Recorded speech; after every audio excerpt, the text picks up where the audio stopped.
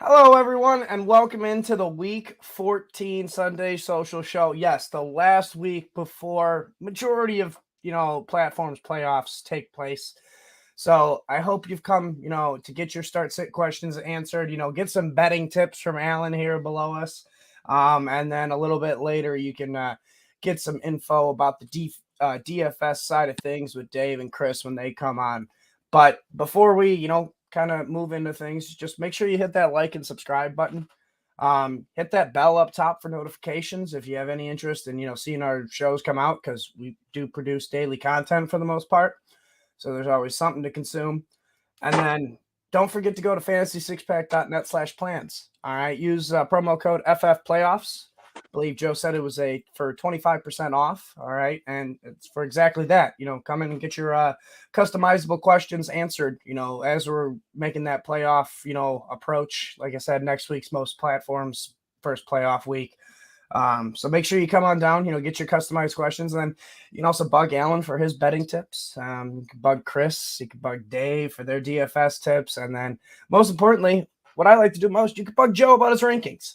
All right. Now he's not going to be here today. He had to fold it in. So we do have Ike over here at Fantasy Six Pack going to disclose some of his rankings after Alan. All right. But that's enough of self-promoting, guys. Sorry about that. It's time to get on with our show. And Alan, just like always, you are here to give us your top 5 bets of the week, man. What you got for us? I just want to take a victory lap on my Patriots money line. Hell yeah! Let's go. It's like I said, it's only stupid if it doesn't work. That's pretty much the logic we're going with. Shh, please. My son's in the background if anybody was wondering what that was. But I actually feel good as a parent if my child thinks stupid is a bad word. So I'm doing something right. Yeah. True. My kid yells at me all the time if I was just gonna say. Just to start the show off lightly. This week we've got a lot of weather in play. I thought about doing a parlay of fading all the indoor teams as they're playing outdoors today. But the logic and the probability of that actually hitting just seems a little off per se. So the one game I really want to go after is the Bears plus 3.5. I've been following the Lions since the bye week, and I've literally got it memorized. They shouldn't have covered last week. They really shouldn't have. But they pushed against the Chargers. They didn't cover against the Bears. They didn't cover against the Packers. And then they covered by 1 point against the Saints. And I think that the Bears, with the weather and with just their matchup, for some reason, they just match up well against the Lions. I don't know why. And I think the Lions are a team that's trending down. They're good enough to still win, but they're not covering at the rate that they should have been covering or they used to cover. And this is still new territory for this franchise. They're coming into games as favorites, and they're favorites by more than 3 points. So I think it's just we're just catching them at a good time here. If they ended up winning, it's because the Bears don't know how to close out games. But Dylan will tell you all about that. Yeah. That's really the only thing, because they should have won the first time, Yep. And then it's not ideal, but Bengals money line, I think they're good enough to beat the Colts. Nothing against the Colts, but again, you got a team coming from an indoor stadium to the outdoors. Wind's going to be over 20 miles an hour. Weather's hovering around low 50s, high 40s, and you got rain in a lot of the forecasts as well. So I thought that was a good play there. And then, this Browns game, I wanted to stay away from it, but I'm hearing Sunshine's going to play. They dropped the line 2 points. A hobble Sunshine. I will take my chances with the Browns. So the thing about the Browns going into this game is they're going to get pressure. That's what we're looking for. Pressure on a high ankle sprain. One tackle, honestly, could be the end of the day for him. And we saw this before with Patrick Mahomes, but he had a recovery time. My man he got hurt like 6 days ago? Yes. 7 days ago. So it usually takes a couple weeks for a high ankle sprain to like heal. And I know he's tough. And I saw the play where he got hurt, and it's a wonder that he's moving around well enough that they want to play him. And I really think this is a bad move by the Jags. I think you can still afford to throw a game. 100%. Yeah. I was gonna say that it's completely irresponsible. Yeah. From my point of view, to let him go And you're out there throwing and him try in to play against in this. one of the best fronts in the NFL. And the thing Yeah. about the Browns is they might not have the sexy numbers like sacks like TJ Watt and Nick Bosa and Micah Parsons, but they hit quarterbacks a whole lot. Like Yeah. they constantly get their hands on the quarterback. And I think sometimes, I talked about this early in the season. I think sometimes people are undervaluing QB hits. They look at sacks and they think, oh, Sure. he's not getting hit. Joe Burrow gets hit probably 40 times a game, but he only gets sacked at most 6 or 7. So it's like it's totally different. But I'm worried about Sunshine, man. Like again, that I just remember Patrick Mahomes struggling a little bit. I know. They had an offense where he was used to getting rid of the ball quickly. Sunshine doesn't do that naturally. Like Patty can do it. He chooses not to, but when he needed to do it, we've seen him do that time and time again. And his mobility within the pocket is totally different. Sunshine is dependent on actually escaping, running, and he's not going to be able to run. And so that worries me. So I like to take a chance there with the Browns. And then for my props, I'm not going to lie, I'm apologizing, but it's just with the weather, it's just too risky for me. I was a sucker. I just went to the 2 indoor games I kind of like, and I took the lowest odds on both players that I just assumed would score. So I got Josh Jacobs to score anytime plus 105, and Mike Evans to score plus 115 anytime. Like lock that in. Yeah, I mean, like tried and true right there. You just want to go with Old Faithful. Jacobs is going to get touches. I think the Vikings as a run defense is not as good. Even if the stats say they're good, I don't think they're that good. They haven't stood out to me when I watched them play. So I think he'll get his opportunities. And then Mike Evans, man, he's on a tear right now. And if they move the ball, it's because he's catching it. And so he'll somehow, some way find his way behind the secondary, 40 yards down the field, and we'll be wondering what in the world is going on.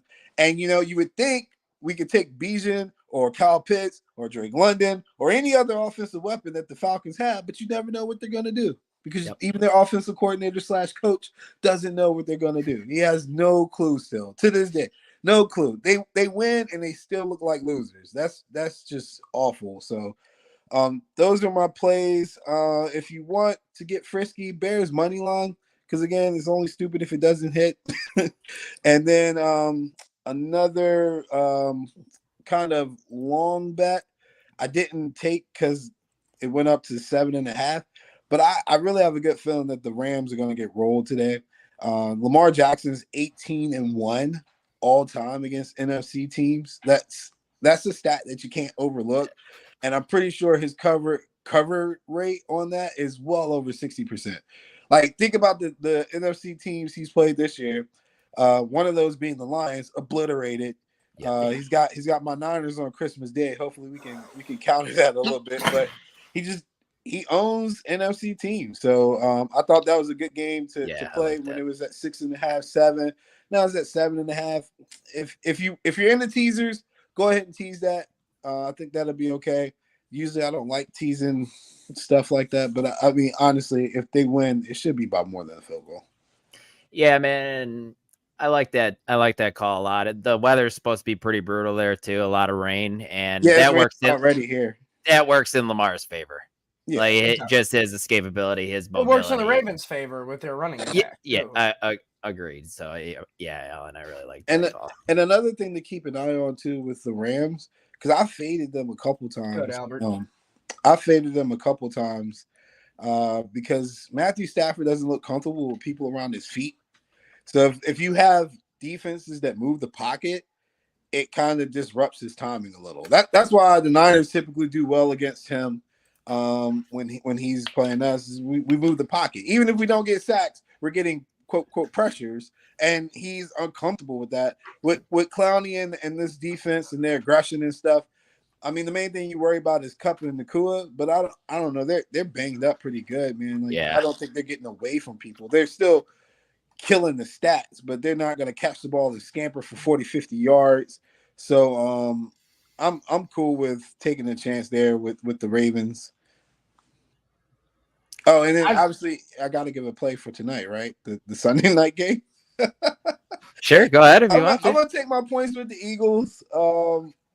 I just the Cowboys in this situation. I would like to be proven wrong. JJ's giving the thumbs down in the background. But look, I would like to be proven wrong. And you can still get a Cowboys win, just not a Cowboys cover, like because 3.5 is a lot of points in any NFC East game where the team is expected to dominate. You're always better off taking the team with the points because they never live up to expectations, man. Like, and anywhere across the board, this is how the NFC East goes. It's the most dysfunctional division in the NFL. Second to, well, actually, maybe it's tied because the AFC North has a lot of dysfunction too. Like the Ravens be losing to the Browns, but they turn around and beat like Seattle by 50. Like it's just a dysfunctional division. It's very, very chaotic. So 3.5 with a team that is as good as the Eagles is kind of crazy. But also talking out both sides of my mouth here. Watch out for CD Lamb. He's got a great matchup today. Absolute matchup. But he burned him last time. It's crazy. Nobody's even talking about the fact Mike McCarthy had like some kind of medical problems. It wasn't serious, but like he wasn't in practice all week. Come on, man. Like that's gotta matter. Yeah, it definitely doesn't help the situation. That's for sure. Yeah. And nobody's really talking about it. They're like, oh, this Cowboys should roll. I'm like, what about their coach? Because he's kind of important to Dak. Because I don't know if anybody's been paying attention to Dak, but they have him in the MVP conversation. It ain't because of anybody other than McCarthy. And I was critical of McCarthy, but he has a great feel for how to get this guy through a game and limit the turnovers. So that's key. So I expect a physical game. I don't know if the Cowboys want to actually try to be more physical than the Eagles on offense, but defensively, they'll definitely be out there trying to knock some heads off. Yeah, man, I'm excited for that matchup for sure. And like you said, I want Dak and the Cowboys to win this game because I think it'd be awesome for Dak to win the MVP. So, and they need to start beating good teams, and the Eagles are a good team, and it'd be a good stepping stone. So, yeah, they need to be the good team. And we need the number one spot, Help the Niners out for once. I don't think the Niners need any more help, Alan. No, we need just a little bit more help because the 3 games kind of hurt. It would be nice to see the playoff games in Cali, though. You'd get some good weather instead of the shitty Eagles weather. Alan, let me ask you this then. Yeah. We had a big conversation about the MVP race on our Friday show, right? And I'm curious if you had to choose between Brock Purdy and Dak at this moment, what side do you lean there? Or do you not even go those two? MVP or which quarterback? For MVP, sorry. Oh, I mean, I think it's still Dak. I get the hype behind Brock Purdy, obviously, as a Niners fan, but my thing is with Dak Prescott, statistically, I think off the top of my head, he's probably superior. In a lot of metrics where people want to grade an MVP candidate. Mm-hmm. And then he hasn't had a 2 to 3 week span where we've questioned whether or not he belongs in the conversation of where we have him rated. Like, I feel like he's met expectations, and there's been times where Brock has went under expectations. Until we have more consistent under expectation games with Dak, I think you have to give him the edge. But people just want to hate Dak when he's a world beater. He's not good enough, and when he's not good enough, I told you he sucks. I can't win, man. Yeah. And this is, again, I'm a Niners fan. I fought so many Cowboy fans on Dak Prescott. I start to wonder, am I the crazy one? Like, this is insane. Like, think about the guy's career. He had to fight to get his current contract because they franchise tagged him. Then he got hurt, and he still played well right after he got hurt. And people said they overpaid him then. Now he's, at the end of that contract, and he's playing at an MVP level. Yep. He's got them in a position to be well, obviously, consistent playoff contender his entire career, but he's got them in a position now to even elevate them to maybe a Super Bowl contender, and people will still tell you to this day that they overpaid Dak Prescott. That is insane. You can't name 7 quarterbacks better than Dak Prescott right now. You don't want 7 guys better than Dak Prescott. You can get 4, maybe 5. but you won't get 6 or 7. And if he's the gatekeeper for being elite, then that's pretty damn good still. And I hate to defend him like that, but just the fans are just so ridiculous on how they evaluate him. Is beyond me. I love it, Alan. Great stuff as always, my friend. But before you hop out of here, why don't you go ahead and plug some stuff? Let people know what you got going on. Follow me on Twitter for some random props and just general trash talk. And then the only thing I got now is I'm in talks with either the Dodgers or Live for one of these $600 million contracts. I need some of that. It seems like the only two entities willing to overpay for mediocrity. Like, come scoop me, man. I'm 60%. I'm 60% on the season. You can definitely get like $100 million out of that, man. Come on. Boom. At least. Yeah. Worth something.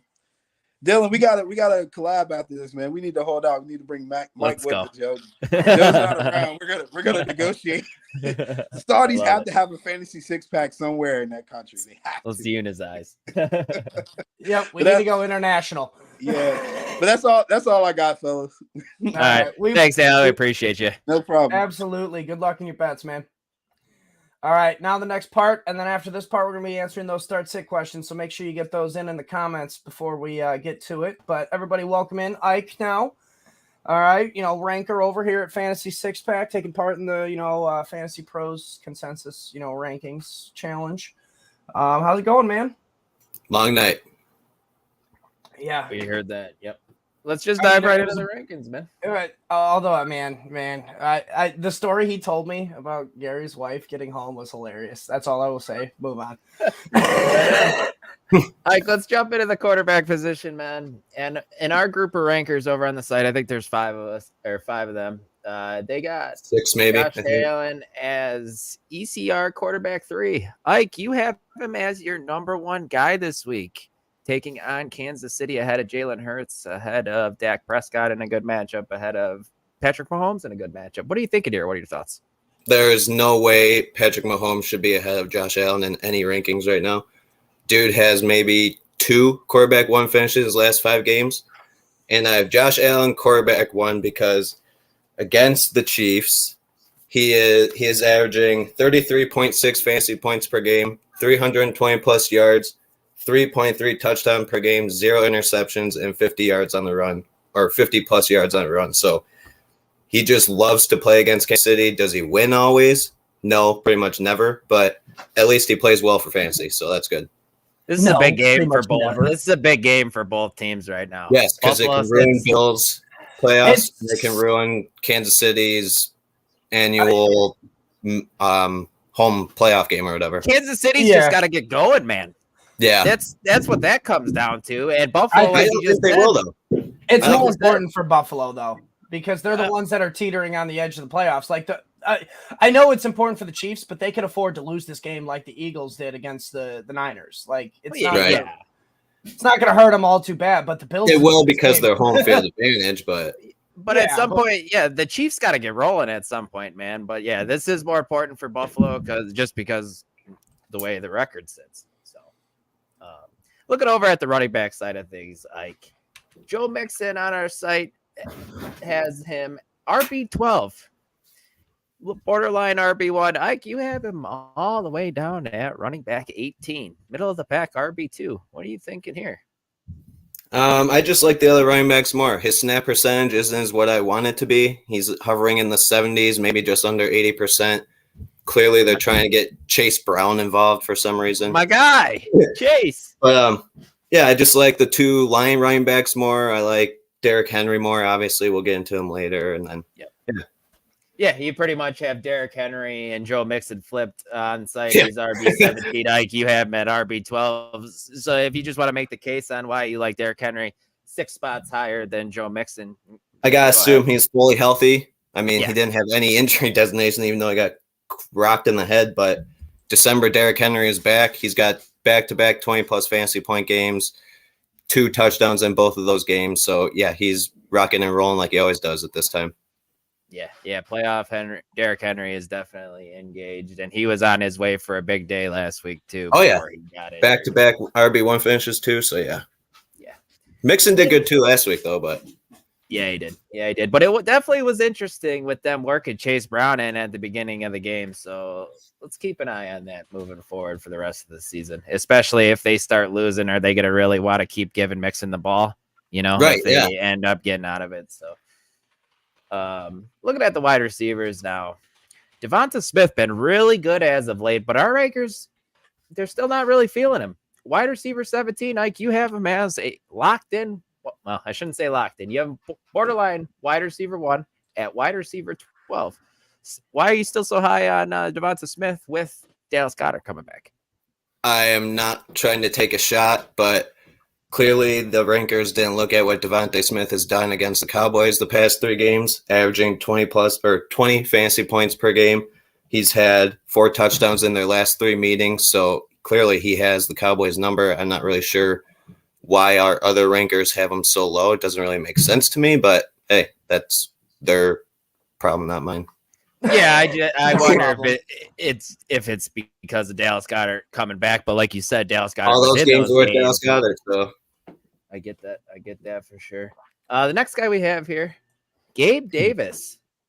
Ike's the resident Gabe Davis hater here, but he likes him this week. Our site has him as wide receiver 34. Ike, you have him as wide receiver 30, pretty solid, locked in, wide receiver 3 this week. Is it just because what he's done in the past against the Chiefs, or is there something else that you are jumping in on?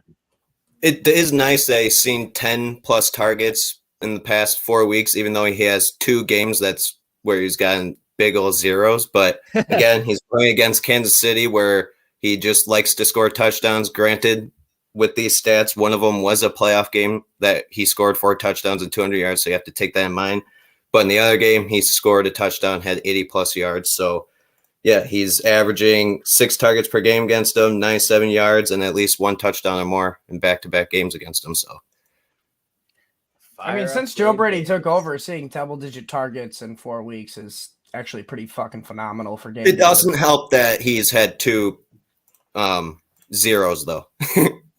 No, it doesn't. Yeah. But just seeing those 10 targets, though, double-digit targets for Gabe Davis, that is not you don't see that often. You're used to seeing. Yep. And against KC, it's a fine matchup for him. Although Kansas City's defense is good, but still. Yeah. They're probably going to have to score to win this game. So I don't hate it, Ike. I don't hate the call. Next guy, JSN. Wide receiver 40 on site. Ike, you have him as a wide receiver 3 this week.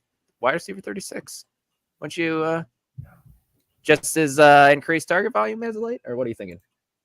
I think that DK is actually going to get locked down again by Travarius Ward like he did the first time, meaning it's going to go to Tyler Lockett and JSN. It's also nice seeing that he's getting 10-plus targets. Granted, that was 1 week, but still, he's not the big play guy, but if he gets 8 to 10 targets, he should get you 10-plus fantasy points, good enough for a wide receiver 3. Maybe. It'll be interesting to see what happens. Mike, have you happened to hear about Geno Smith's status? Because I know they activated Sean Mannion off the practice squad, which usually indicates, Geno might not play. So Agreed. That's Drew Lock. Do you think that benefits the other wide receivers, or do you think that benefits JSN more so as like the short yardage? I think Drew Lock likes to chuck it, so I actually think it benefits DK. But Kenneth Walker is also coming back, I believe. Yeah, I was gonna say he might actually be the focal point of the offense this week. Is Pete gonna allow Drew Lock to just chuck it, Mike? That's the thing. That's what we're maybe. I will give you that, but do you think you can control Drew Lock? And you can't forget last week, or whenever he had his 11 targets, JSN had a much bigger game, but they called it a non-touchdown. So we could be talking about completely different after that. Yeah, for sure. Then we got one more guy for you here. And this surprised me. We usually don't have a bunch of tight end questions because it's usually pretty in line. But you are a little bit out on Jake Ferguson this week. You're not happy with him, man. On site, he's tight end 5. You have him all the way down at 10. Why is he so high? Again, I'm not blasting anybody, but why? Touchdowns the past 3 games. Yeah, but he's had 2 of his last 3 games under 10 fantasy points. He's had 1 good game in the past 3 games. All right. So everybody I have ahead of him. Kincaid, 6 straight tight end 1 finishes. Njoku gets 6+ targets in the past 7 games, which Jake Ferguson's only reached that a couple times this year. Cole Kmet, 4 out of 5 games as a tight end 1. And Isaiah Likely is getting 19% target share against a really good matchup. So, yeah, bring him down. The only other one is maybe Goddard and Ferguson. You can switch those, but Wow. I got him. Mike, you look like you want to go at him. Go ahead. Well, I was just gonna say, I think it's once you get like past the top 5, 6 tight ends. I mean, you're looking for touchdown dependency, and Cowboys are one of the hottest offenses right now. And I'm looking for targets. If I'm going 5 to 10, outside of the top 5 to 6 tight ends, you're looking for tight end touchdown dependency, because most of those guys are not getting 6+ targets past the top 6 tight ends. Kincaid is, Njoku is, Cole Kmet is, and Isaiah Likely. Kincaid also has possibly Dawson Knox back this week too. Dawson Knox means nothing to me now. Kincaid has showed that he is the tight end on that team. I know, but Dawson Knox also showed that before. That's all I'm saying. In his last 4 games, Jake Ferguson's only tight end 8. So it's not like he's setting the world on fire. Maybe he's better than Evan Ingram those 4 games or whatever. So I really do think, like JJ said in the thing, you can attack Philly up the middle. Depends, man. If Shaq Leonard's actually healthy, I doubt it because of his 2 back surgeries. But he can lay the boom on Jake maybe. And to make it worse, his snap percentage is only in the 70s. So I think they're getting Schoonmaker a little bit more time too as well. Yeah, it makes sense. And I agree with JJ in the chat. Like, I mean, that's the whole reason they got Shaq Leonard, is because they were getting attacked up the middle. Their linebackers were not, sufficient enough to be, stopping and locking down the middle of the field. So, I mean, if Shaq Leonard is there, I do think Ferguson gets that, knocked down. But if he's not, I think Ferguson is correctly ranked for the most part then. I also don't think it's going to be as high scoring as everybody thinks for some reason. I don't know why. I think it's going to be weirdly not super low scoring, but not as big as everybody thinks. All right, you heard it. Get the under on that game. I know. I'm not that's just me saying shit. You heard it, though. You get the under on that one. If you lose money on that bet, don't come at me. I am not the better. He's the ranker. Yeah. We appreciate you coming on here and disclosing some of your early Week 14 rankings, especially, being the last week before playoffs. Like, that's very appreciative. I'm sure everybody watching also appreciates it. Let everybody just know where, they can find you real quick before you head on out. Every Monday is Injury Impact article. It's been brutal lately. We lost Tank Dell last week. Tuesday is the drop list. Kind of coincides with Dylan's waiver article. I keep mentioning some players that might be in his article too in there. And then obviously every Friday I do podcasts with you goons. Absolutely. Yeah, you definitely want to check out the waiver wire article and then the drop list article. They kind of, correlate. Yeah. But we appreciate it as always, subbing in for Joe Ike. You have a good Sunday, man. Good luck in all your matchups. You too. Except if you face me.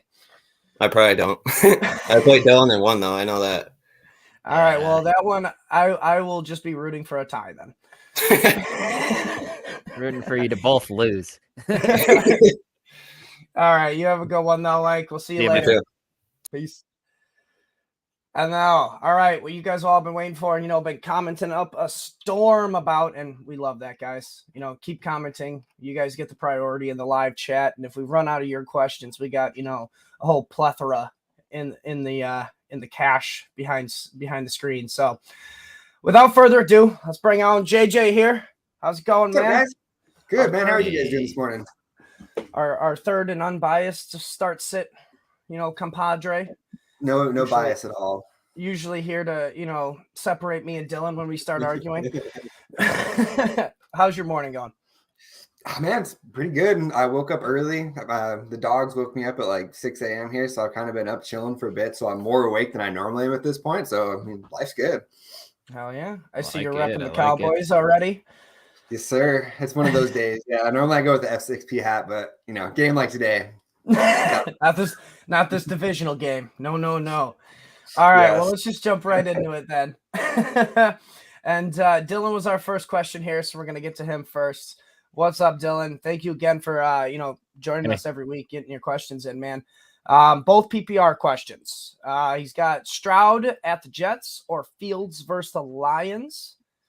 That one, we'll just start with that one first. I lean Fields on that one. Yes, you take away the weather, that's probably going to make that game terrible for Stroud, and I would be playing Stroud over Fields. But because of that weather, I think I'd rather play it safe with Fields. I mean, the guy averages 9 rushing attempts and 50 rushing yards a game.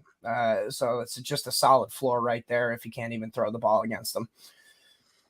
Yeah, rest of the season I'll take Stroud, but this week I'm going to go Fields here. Yeah, I agree with that. Yeah, rest of the season definitely Stroud, but this week it's a good week to pivot to Fields.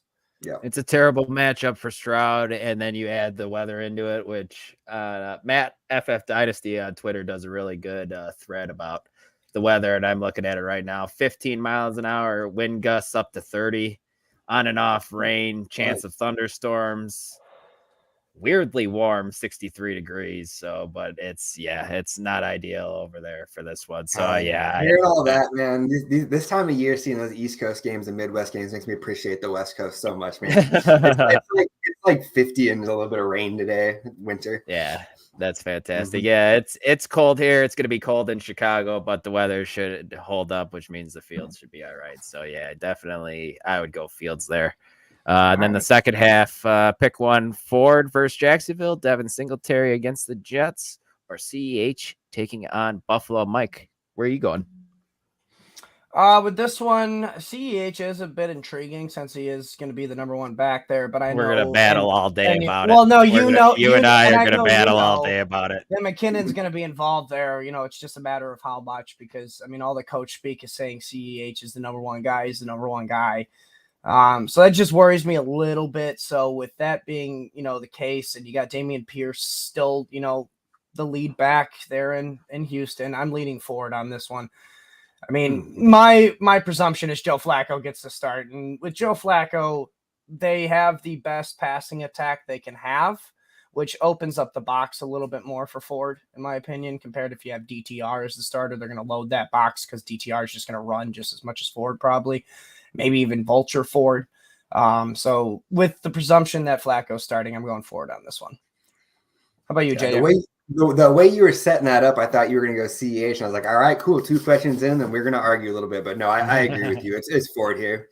If Ford's a good enough option to where you don't have to. I mean, if you're projected to lose big time, sure, why not? CEH probably has the higher ceiling there, being on the Chiefs offense. I mean, but again, what I just said, being on the Chiefs offense, that's not been a benefit this year, really. All right. I mean, I can't remember who said the stat, and I feel bad for not remembering. But I mean, when the Chiefs defense allows more than 20 points, the Chiefs lose. That's something you don't hear with the Chiefs. Crazy. Yeah. So that's take it as what you will, but maybe the ceiling's not as high as even I think CEH can have it this week. So you play it safe there. Go with Ford, Dylan. And then our man, Bob Dole. What's up, my dude? Good morning. Appreciate you.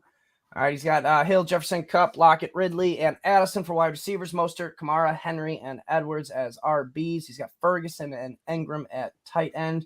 Who's his RB 1 and 2, and who does he flex? Who's his tight end? Fergie's tight end, right? We agree there, Mike? Yeah.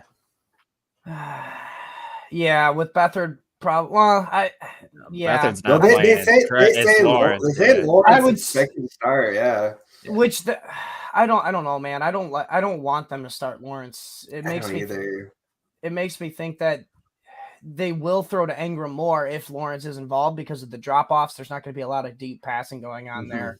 But no, give me Ferguson on this one. Yeah, I'll go just because of the QB uncertainty. I think the running back's pretty simple here, too. I think it's Alvin Kamara, and I think it's Derrick Henry. Derrick Henry's off the injury report, so there's nothing we really need to worry about there. So those are the two that I would go for the running backs. Correct. And then the flex out of that, I'm not sure how many wide receivers you're starting here. I'm guessing probably 2 receivers and a flex, I would guess. That seems probably maybe 3. It's either that or I thought he was saying he was already starting all those wide receivers. Well, that makes sense too. Yeah. Okay. So let's work under the assumption with that, and Bob, if Mhm. we're wrong, please correct us. But if that is the case, and he's just starting all those wide receivers already, I think the flex is Mostert. I think I'm gonna go. Who's Baltimore have this week? They got the Rams, right? Rams. Yeah. Baltimore's got the Rams. Edwards has been seeing a decline in snap Miami. counts when Keaton Mitchell's been seeing an increase in it and Miami's some got touches. No, I think I'm gonna go Monday Night Mostert with you there too. Yeah. Dylan? I'm all right with that. Yeah. Yeah. It's only because we're kind of working on the assumption he's starting all those wide receivers already. Mm-hmm. I'm sure it'd be changing it up if he wasn't. All right, on to Dion, who always giving us so much questions with all the leagues he's in. Love Appreciate you, Dion. He's got Mike Evans, Zay Flowers, Jaden Reed. Needs one. All right, let's start there first, then we'll move on to the defense. Out of Mike Evans, Zay Flowers, and Jaden Reed. I can't say Mike Evans. Yeah, no, exactly. We got to keep rolling out Mike Evans. I feel like one of us a week or two ago was kind of down on Evans, and then he had like another huge monster game. Yeah. It's just like you can't sit him at this point. I agree. And I'll admit when I'm wrong. The only reason I was really down at all on Evans this year was because of the hamstring injury a little bit earlier. I thought maybe it would linger a little bit longer. But, without that hamstring injury, he's been phenomenal. Yeah. I was definitely down on him coming into the year too. I'm definitely right there with you. But man, it's one of the guys I was wrong on. He is good at football. So as long as he's healthy, man, you roll him out. I know he's maybe not getting as many targets as everybody else, but he still has 103 on the year and he's got 10 touchdowns. All right. There's only one wide receiver with more touchdowns than Mike Evans right now in the year, and that's Tyreek Hill. So that's pretty damn good. Roll out Mike Evans. I know that you want to sneak Flowers in there. But it's hard to take Mike Evans out over Flowers. And then are you starting Miami's defense this week against Tennessee or Baltimore defense against the Rams? Baltimore probably on this one. Just the better defense. Close, but I think it's Baltimore close, as well. Yeah. In a sloppy game with the weather, maybe Stafford puts the ball on the ground a couple times. He's been known to throw some picks, so it wouldn't surprise me either. So I think I lean Baltimore. Even though it's a good matchup, it's a good matchup for Miami's defense as well. Going against Will Levis, he tends to hold the ball a little too long. But if Derrick Henry gets, let's say it's not a blowout, and the Tennessee Titans are fighting from behind. If it is, kind of back and forth a little bit, Derrick Henry is going to be more involved, which less turnover potential with Derrick Henry, running the ball compared to Levis having to throw the ball, less sack potential. So, I use that kind of like a little bit of a tiebreaker, I guess, because you look at the Rams and, is Kyron Williams really going to get it going against the Baltimore defense? If you think he does, then don't play Baltimore's defense. But I don't think Kyron Williams is going to get it done. All right. Another question here from Dion. He's got Thielen, T. Higgins, Rashee Rice, Zay Flowers, Zay Jones. Need one out of those. That's still Flowers for me, even though the weather. He's one of those guys who you just get the ball in his hands quick. He can make everybody miss. So that's where I go. He can bust a short one for a big one. So that's where I'm with you there. And Thielen just hasn't been rock solid since the offensive coordinator and head coaching change either. So I'm a little weary on him now. Man, I don't think you guys are going to agree with me on this one. If you're not choosing Zay Flowers, then we disagree. I'm actually going to go Rashee Rice. I like what he's been getting the past 3 games. All right. I said it on Friday's show, like on the year, he has 41 targets and like 24 receptions. In the past just 3 games since the bye week, he has 20 receptions on 24 targets. All right. They are concisively getting him involved more. And like you said, it's a big game between the Chiefs and the Bills. If Isaiah Pacheco's out, they're probably going to rely on run after the catch, yak a little bit more, which Rashee Rice has been dominating in. I think it's Rashee Rice season now. With getting 24 targets the past 3 games. That's more than Kelsey's gotten the past 3 games, guys. Just to put that I'm in with context. he's my number 2 at this group. Like, so I don't think that's crazy at all. Like, you're exactly right. He's done exactly what you want to see a rookie do. Is he's came out of the bye week and he's been a focal point. He's been clearly improved in a bigger role. In the offense. He So leads it's not crazy by any means. Leads the wide receivers for the Chiefs in red zone targets, 14. The next highest is Sky Moore with 6. I mean, well, another thing that you mentioned, Mike, that I think is really interesting is how they're using him as like a yak guy. Because you go back and look what he did in college, and he was a downfield threat that goes up and he would win the ball at the catch point. He wasn't really a guy that used a lot in screen. So the fact that Kansas City's like already unlocked this other level to his game is pretty cool to see. Like, just because it was not one. Just wait till we get that deep pass. Yeah. Because I mean, as of right now, I mean, MVS is that role, but I mean, why not? If Rice keeps showing up what he's been doing, why not? Expand his role a little bit more.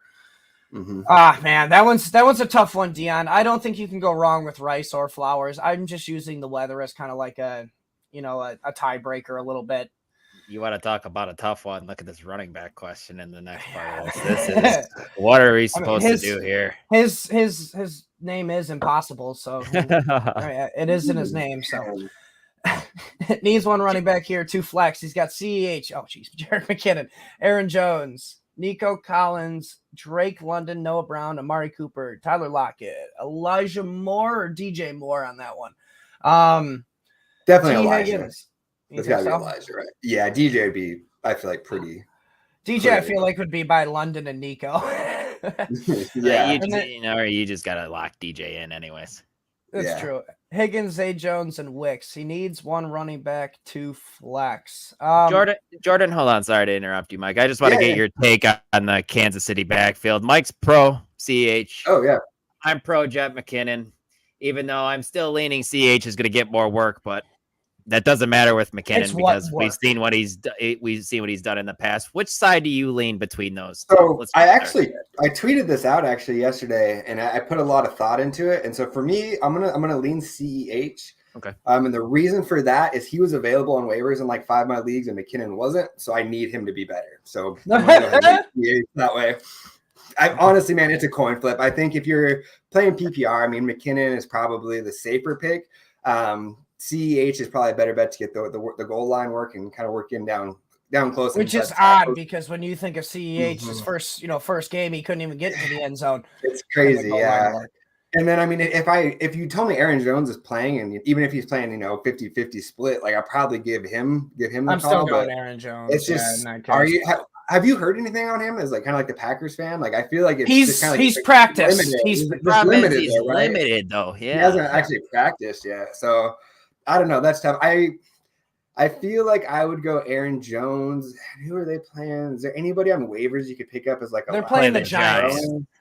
They're playing the Giants on Monday night, and it's a Monday night hammer. So like Saquon's already owned. I mean, both the Miami Dolphins are picked up. Maybe Tajay Spears is still on waivers. If you're in a shallow enough league, you can have him as a backup if Aaron Jones is ruled out day of. But otherwise, I don't know. I feel like you got to go one of the Chiefs here.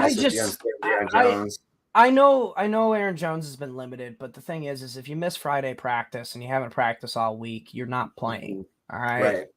We saw it with Dalton Schultz. I mean, he didn't practice all week and didn't get a practice on Friday. He got ruled out. So like, he's limited, but he's practicing still. I mean, so like, he doesn't need to practice. He doesn't need to practice to be effective. Like he can step right in. He knows the offense. Yeah. Yeah. So my running back's Aaron Jones in that one. Impossible.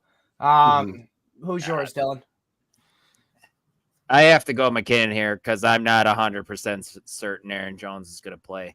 If he hasn't practiced in full since the injury, that still worries me. I get it. He's been limited, Mike. I do understand that he's back at practice, but to not practice full, and if it doesn't seem like something Matt LaFleur would do just to trot him out there and get him ready to go before ramping him up, in my opinion. Because I feel like it took a long time to him to ramp back up after the first injury. But I absolutely could be wrong. So I think I go McKinnon, and I don't love it. If I knew 100% Aaron Jones was going to go, give me Aaron Jones here, but I don't have that 100% certainty. So I'll ask you this, and we'll move on to the wide receivers for our 2 flexes. Even if Aaron Jones is limited in the game, do you think he gets more work than CEH or McKinnon? If it's like 50-50, yeah.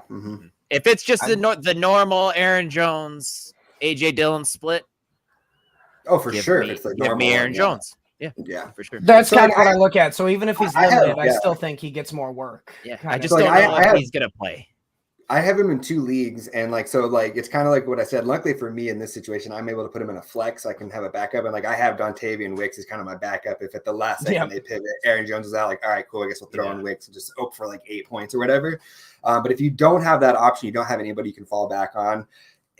Assuming you need to win this week, I think you got to go with one of the Chiefs running backs. I'll go McKinnon here if it's PPR. If it's half or standard, I'll go CEH. Trevor Lawrence is expected to play. Wow, man, it looked like he was like done the way he went down last week, and like the fact they like made him like gimp all the way to the locker room, like maybe that should have been a sign that it wasn't that serious, but like crazy. What has been making this Jaguars offense tick too? It's Trevor Lawrence's extending of the plays, him scrambling out, him getting the rushing touchdowns. That saved his fantasy season the past few weeks, right, Mike? And now what's he not going to be able to do? He's not going to have. You're muted, pal. He's not going to have. I wouldn't say it saved his season, but it saved a couple people's weeks if they started him still. Because let's be honest, the way he was playing, most people weren't even starting him at that point. Yeah, that's true. That's true. It's like he's not going to be able to move at all. Yeah, so it's going to be a heavy dose of ETN, heavy dose of first read options, heavy dose of check downs. I'm starting Russ over him in one league. Yeah, I mean, a lot of their offense is RPO stuff anyway, so it's usually, I mean, he can get the ball out quick, but it's really scary stuff for him. And for them to put him in danger like this when they're looking to make a deep playoff run this year is pretty surprising to me. All right, and then we got to pick our 2 flexes here for Impossible. We kind of got off the rails there a little bit. My 2 flexes are going to be Nico Collins. Mm-hmm. And man, I wish it wasn't such a shitty game. I'd go Noah Brown. But I'm actually going to go Amari Cooper since he's healthy. He actually was seeing a decent amount of targets with Joe Flacco before he got knocked out. Then it all went to Elijah Moore. But I mean, if he's healthy, Elijah Moore is going to be involved, but Amari Cooper's still the number 1 for Joe Flacco. So it's Nico and Amari Cooper for the 2 flexes on me. I'll go Nico in London. But it's a coin toss between London and Amari for me. And I actually go London and Amari. I'm worried about the weather in New York, and Nico drawing sauce.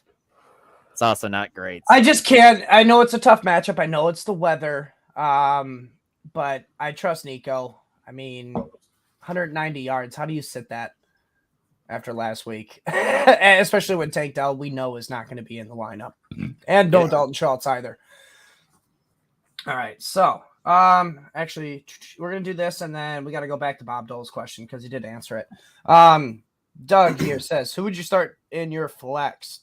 Javonte Williams or Calvin Ridley this week?" And it's Javonte easy. Yeah, it's Javonte especially with the news. Yeah. I mean, I don't trust it. I mean, maybe Calvin Ridley goes off, but what's more likely? I mean, Javonte Williams going off or Calvin Ridley going off, and we've already seen it this year. Good matchup against the Chargers as well. Like it. Yep, for Javonte. All right, and then Bob Dole's question. He did say, "Yep, it's 2 receivers and a flex." So just pick 2 receivers out of there. It's Hill and Jefferson. And then basically, would you? And then it's still a banged up. It's still a banged up Cup. Would you flex banged up Cup over Mostert? Would you flex lock it over Mostert? I still need Mostert in the flex. I'd go Mostert. I think I'm more likely to start like Ridley over Cup this week. Wow. Okay. I'm gonna go Cup still there. Yeah, Cup's my silly string pick, bet of the week. He's projected 10.37 half point PPR, and I think he gets under on that one. Oh, okay, good. I was gonna say, sorry, I'm putting bad vibes on your bet, but actually no. You're with me at it. I mean, he's had 5 games under 5.9 fantasy points and only 3 over 10.3. So I like my odds, and he's got a tough matchup, toughest against the Ravens. All right, so after Doug here was Dion, Javonte Williams, DeAndre Swift, Joe Mixon, need 2. And that one, you may not agree with me on this one, but it's Mixon and Javonte. I have a feeling somebody wants to say Swift here and play Swift, but the way that Eagles offense has been running, the ball. Say, It has not been efficient. They're playing we the were all Cowboys down on defense. Swift last week too. Like I think all three of us were down on Swift, and it worked out. And I everything I said last week, copy and paste against the Dallas defense this week. I agree. It's Mixon and Javonte here. Yep. And then no Swift. Brandon Aubrey or Harrison Bucker. Aubrey is on the list of kickers that are people for me, so he gets. So because he's a Cowboy, or That game in Dallas? doing really well. It's It's in because Dallas, he's Jordan? a No. It's freaking, it's in ex Philly. MLS kicker. It's just a cool story. Yeah, it is in Dallas. Is it really? Pretty sure, right? Yeah, it's at Dallas. Yep, it is at Dallas. Touche. Yeah, give me Aubrey then. Yep, Brandon Aubrey. Man has, I mean, knock on wood because I don't want to jinx him, but he hasn't missed a field goal since he missed that PAT in the beginning of the year. You jinxed him. I knocked on wood. Freezy wants to know. He's got to start 2 out of these guys. He's got Eckler, Achane, Jahmyr Gibbs, and Swift. And oh man, this sucks. You can't bench Achane here. Like, No, he's you having can't. like 9 yards to carry, man. Like, I don't think it's that hard, Mike. I don't know why you're rubbing your head. I think this one's you Achane picking and Eckler? Jahmyr Gibbs. Oh, that's why I was like, man, it's hard. Like, do I want to believe the coach speak? Because we got the tweet, before the show that Brandon Staley said Eckler's going to be splitting carries with Joshua Kelly. Like, do you believe that? Do you not believe that? Reduce the carries and let's give him like 4 more passes a game. Like, I I don't like care that. about I like let's that. get him some more work in the passing game. That's what we want out of Eckler. Yeah. If he gets 8 carries in the goal line work, I'm all right with that. And then as if he's getting 6 give him 5, targets 6 again, catches. okay. Hell yeah. Mhm. Yeah. Yeah, I mean, That being said, I'm probably gonna go Gibbs here too. I think like it seems like the Chargers are just in like fucking chaos mode right now. Yeah. And the Bears are good against the run, but they're also susceptible against running backs catching the ball out of the backfield. So it wouldn't surprise me if Gibbs has a decent day. So I think Gibbs at this point, I think Gibbs is safer than Eckler. Yeah, I would say. Would you say Eckler and is a higher ceiling? Yeah. Oh, really? Interesting. It's tough, right? I know that's a tough one. Tough now. Yeah. I think Eckler's a ceiling play, but the floor is like pretty close to non-existent, like the way it's been the last few weeks. Yeah. I would kind of go reverse. Looking at the trends the past 3 weeks, Eckler's still getting more work than Gibbs, so technically he's safer with getting more work. But I do think Gibbs is the higher ceiling here. Yeah, just he's not doing anything with the work, only averaging 3.4 yards a carry. That's why I don't think he's safe, is because he's not doing anything with the work. But he still gets more touches. That's 7 more rushing attempts. And let's go to Gibbs because Eckler has 12. If those 7 different more rushing attempts for receiving, Gibbs got 16 targets in the past 3 weeks compared to Eckler's 12 too. So, I mean, yeah, it's Gibbs. It's Gibbs and it's Gibbs for me. It's Gibbs and A-Chain on this one. This is just like such like an emblematic of like the running back position. Like we're like not even one season in, and the rookies are the options over the veterans. Like get those old guys out of here, man. That is how you treat running back in a dynasty game too. And it's just newer is better. It's not like we're talking about just a one-off for Eckler, like he only had a one-off bad game. I mean, this is a string of bad games for Eckler. If I remember correctly, he's only averaging about 5 fantasy points the past 3 games. Confirm it has been brutal on multiple teams. Go Achane and Gibbs on this one for easy.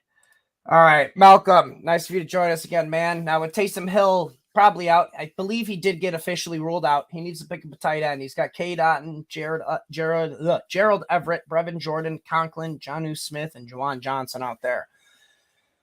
Oh man, I'll tell you right now. I'm a Dalton Schultz owner in a decent amount of leagues, so I went and picked up Jordan Brevin. Worked out good last week, huh? Brevin Jordan. Yeah, Brevin Jordan. My bad. I streamed him in 2 leagues last week too, and yeah, and then I was lucky enough to have one league where I have Dalton Schultz and Taysom Hill as my only 2 tight ends. So I had to go pick up Brevin Jordan. Taysom Hill was just ruled inactive just now per Underdog NFL. Ooh, okay. Noah Brown active for week 14, and they're probably going to start pouring in here. And I go Malcolm Jordan on this one. Malcolm, just from what I did this morning, I had Otton in a league, and I actually dropped him for Gerald Everett and decided just to go Everett. None of your options are good here, but that's just what I did. So just take it with a grain of salt. I don't have much analysis for you other than that. I think I'm going to go Jordan, just ride the hot hand. You know, it's clear that I think it's becoming a thing where it's not just a Cousin Schultz thing. I think Stroud likes to use the tight end. The fact that as soon as Schultz goes out, Jordan stepped right in. Yeah, it's between those two though. It's Everett and Brevin Jordan, Malcolm. Mm-hmm. Flip a coin, honestly. I mean, you're digging through the bottom of the barrel already, so you can't go wrong flipping a coin. And then a few other actives. Dearness Johnson, knee active. Travis Etienne, ribs active. Juwan Johnson's quad is active. So we're good to go. And guys, remember, if we're helping you, giving you some decent advice, hopefully, please smash that like button. Please subscribe to the channel. We appreciate it. I don't know about you, Dylan, but I'm pretty sure I'm giving decent advice. It's a flip of a coin for me. If we're giving bad advice too, that's fine. Still share it. I mean, it seems let us know. I appreciate it. Yeah. Any news is bad, or any news is good news, I guess. You know, so Absolutely. All right, on to the next one here. Dion's got Tua Tagovailoa, and I just want to say his last name. Josh Allen and Jared Goff. Pick one of those, and that one's Josh Allen. Yeah. Josh Allen. I like. He's kind of like hurt. He's QB1. He's QB1 even with his turnovers. He's like hurt, man. Like in a bad week, he's still like QB3. Like it's Allen here. Unbenchable. Yeah. And then he's got Mike Evans, Justin Jefferson, Tyler Lockett. Needs 2 wide receivers. That one's easy. First two. Mike Evans and Jefferson. Thank God you got Jefferson back, and you don't need to play Lockett anymore. Next one here, Dion. He's got Calvin Ridley, Zay Flowers, T. Higgins. Needs 1 out of those 3, and that one's Zay Flowers. Zay. All right, and then he needs 1 out of these needs 2 out of these running backs. Kamara, Achane, Swift, James Cook, and Mixon. Oh man, that sucks. I want to play 3 of those guys. I'm gonna play Achane and Alvin Kamara.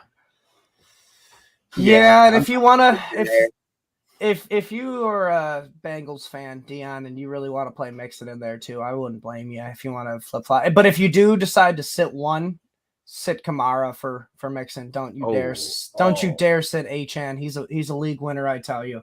A league winner.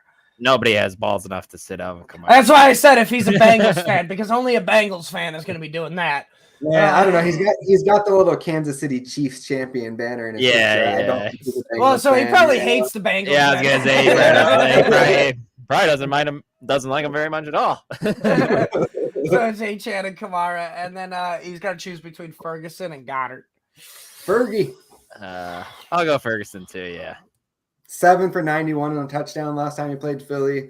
You attack him with the middle. I know, kind of Ike had mentioned, them bringing in Darius Leonard. The dude didn't even cut it on the Colts. So I don't think he's going to step up and make a big difference, at least not right away. Like, he's talented, of course. He's been one of the better linebackers of the newer generation. So maybe just him having all that talent around him allows him to kind of take a step back to where he used to be. But that being said, I think it's going to take him a few weeks to kind of get back in the groove with that new defense.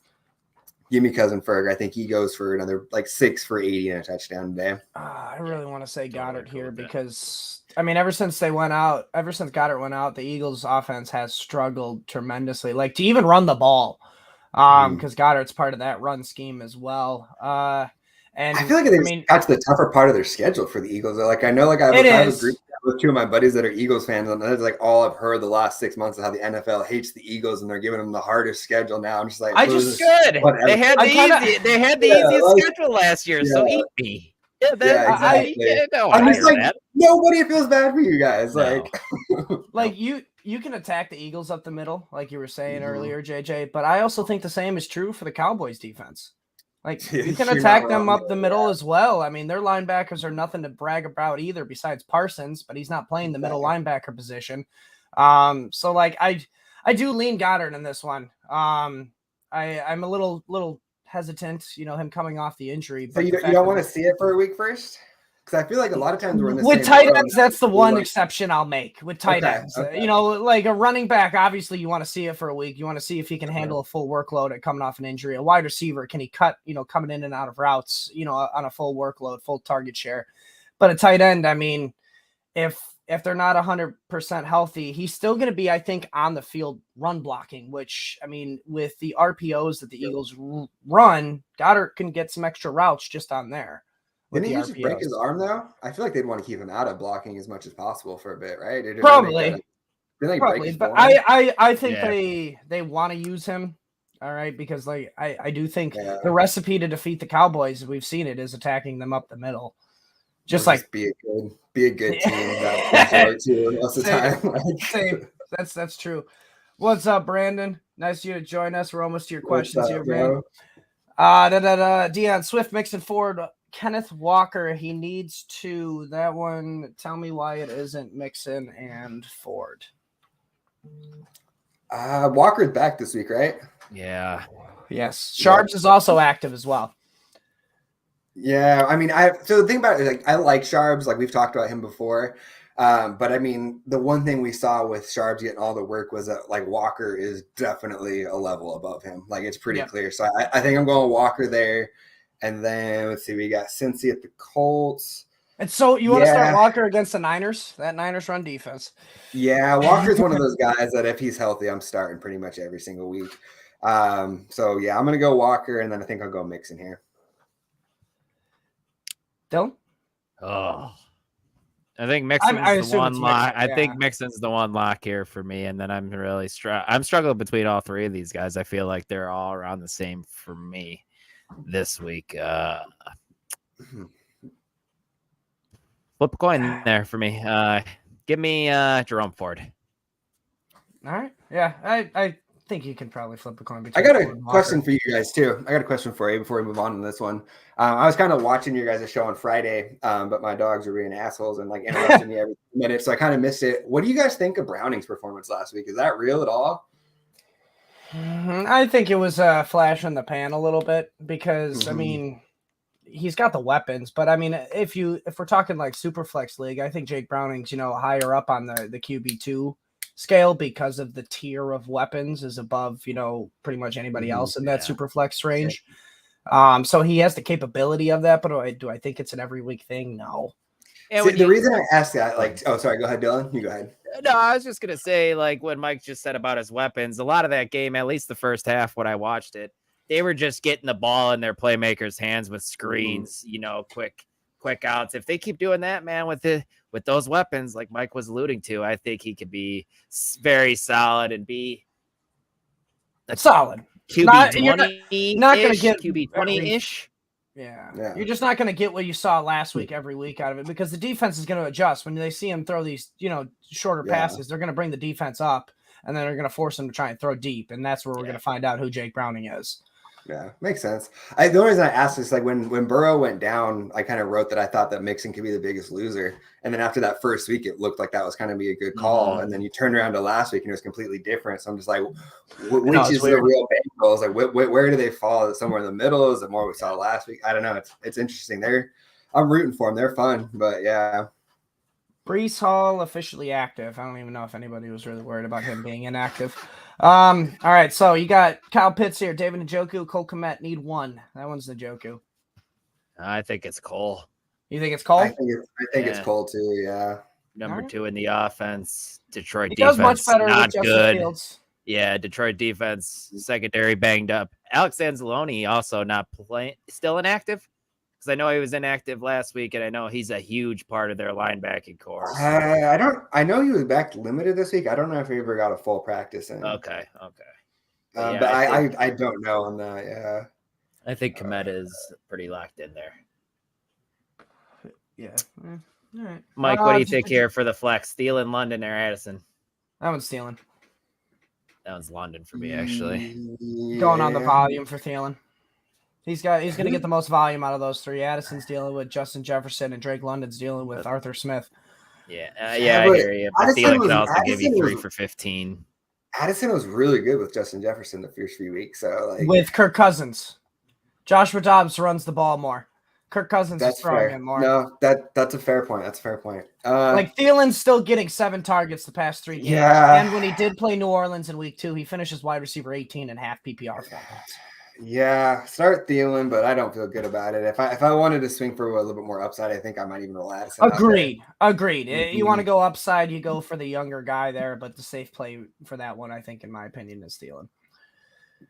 Yeah.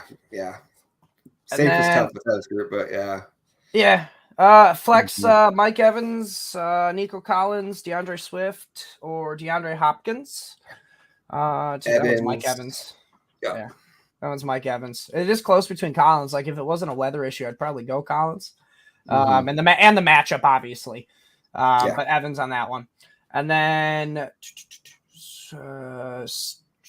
was Miles Sanders. I was like, is that Jason Sanders? I'm like, no, Miles Sanders isn't even relevant in that option. And then you got New Orleans defense and Green Bay defense.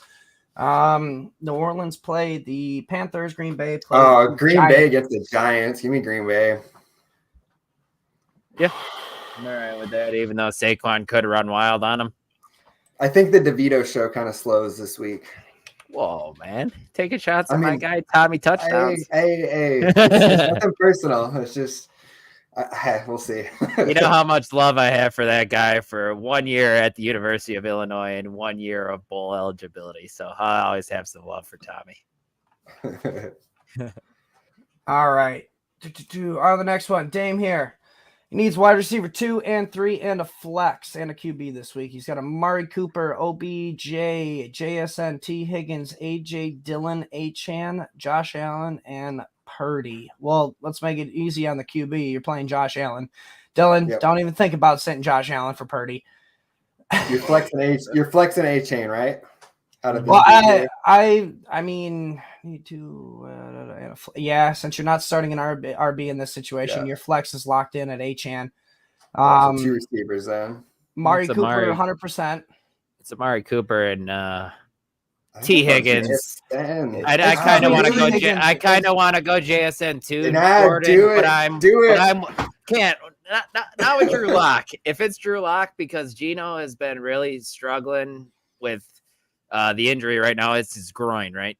I know he's been limited or didn't practice most of the week, and they activated Sean Mannion off the practice squad, which usually indicates Geno could be in trouble for playing. So if it's Drew Lock, I don't love it. So I lead T. Higgins, even though I don't love Higgins either. But if it's Geno, give me JSN. I'm all right with that. I'm worried. I'm going JSN either way, I think. I'm going T. Higgins on that one. I need a T. Higgins blow-up game. I need it, but he's been just like breaking my heart this whole year, it seems like. Yeah. Man. Yeah, that one's a tough one. I get it. I'm more worried about like Geno Smith not finishing the game. Yeah, he may start the game, but does he finish? I still lean T. Higgins and Amari Cooper on that one. All right, Brandon. He needs to know Kincaid or Kmet. Kincaid is must start, man. You can't bench that guy. With Dawson Knox coming back, Mike talked about earlier. I'm kind of with Ike on this one. Like, it doesn't matter. Kincaid may lose like 1 or 2 targets a game, but he's going to be the focal point behind Stephon Diggs in that offense. I need to actually see where Dawson Knox is. But it's Kincaid for me as well. All right, I'll go ahead. I'll sweep it for you guys. I'll take Kincaid though. I don't think he can go wrong with Cole either. So, but Kincaid's fine. I don't see the floor. I don't see the floor completely falling out from Kincaid either, just because Dawson Knox is back. So I think just the ceiling gets knocked down. Just the ceiling gets knocked down. Yeah, I'd say floor is similar on those two, but Kincaid slightly higher ceiling. Yeah. All right, and then Jose, what's up, my man? He needs to start 2 out of David Montgomery, James Cook, and Jerome Ford. Wow, that's tough options. Yeah, those are some tough options. I think I'm going to bench Ford out of this group, but yeah, good options all around. Like, I mean, you can't really go wrong if you have a gut feeling one way or the other. Yeah, I don't know where to go. It's not a good matchup for Montgomery, but he did find the end zone against the Bears last time. I'm trying to remember if he was saved by the touchdown or if he was fine other than that. I don't think you can consider him saved by touchdowns at this point. Like, that's just like what he because does. That's just what he does. It's just like what he does, you know. Kind of same thing like Gus Edwards. If I want to say Jamal Williams last year, I mean, he scored a touchdown in every game, but the one he went out early with against the Tampa Bay Bucks. All right, talk me right into it. I think this is the thing that's going to be like moving forward is like the power back in the Lions offense is just no matter who that is, you're going to want him as an RB2 in fantasy. Are him and Jahmyr Gibbs next year? Just real quick, are they going to go in the first 3 rounds of fantasy drafts next year? Both of them? Yeah, I mean, I think so. assuming that they keep him there, and I'm pretty sure the way the contract's set up is it doesn't really make sense for them to get out of the contract on Montgomery till after next season, if I remember right. Even though it's like a 3-year, it's a 2-year deal dressed up as a 3-year deal. But so yeah, I mean, these next 2 years, I feel like in terms of like running backs that don't catch a lot of passes, like there's not a lot of guys safer than Montgomery in this role that he's in right now. Agreed. It's Monty and James Cook for me. James Cook seeing more work than Jerome Ford over the past 3 games, so give me the guy with more volume. All right. What's good, Nick? Coming to our Week 14 wrap-up. Appreciate it, man. He's nervous to start Olave due to the fact he's dealing with a sickness and might not really play considering what happened when Bijan was sick. That's just some Arthur Smith fuckery, though, on the other part of Bijan. That's Arthur Smith fuckery. That's, Olave's going to play. Also, how the fact Derek Carr is hurt. So, should he start Olave or Jaden Reed this week? It's close. I think it's Olave still. Yeah, it is. Unfortunately, it's just man, I'm one that like Dylan was always talking about how Derek Carr was going to benefit Olave because of the deep throws, but because of him being hurt, he can't throw deep.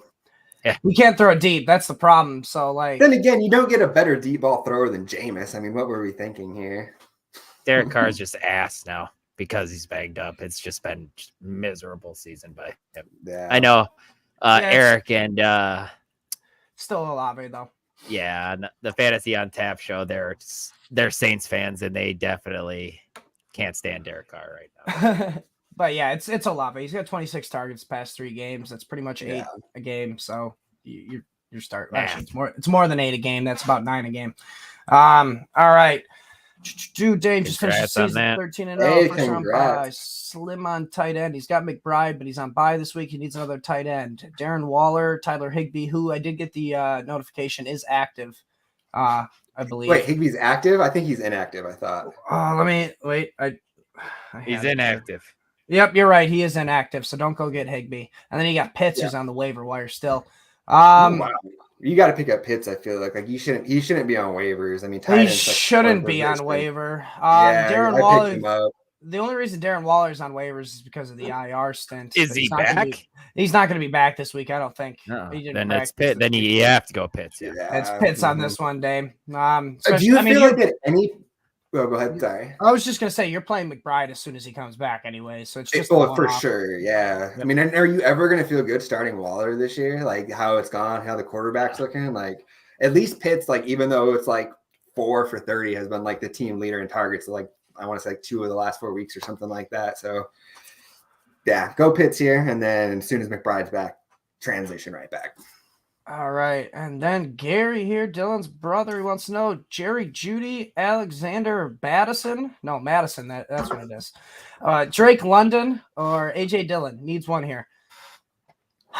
Man. I told them last night at Ball, and it's Drake London for me. I don't love it, but these are two Gary. These are not great options. Let's be real. What's Jeudy done the last few weeks? I feel like he's been pretty mid, right?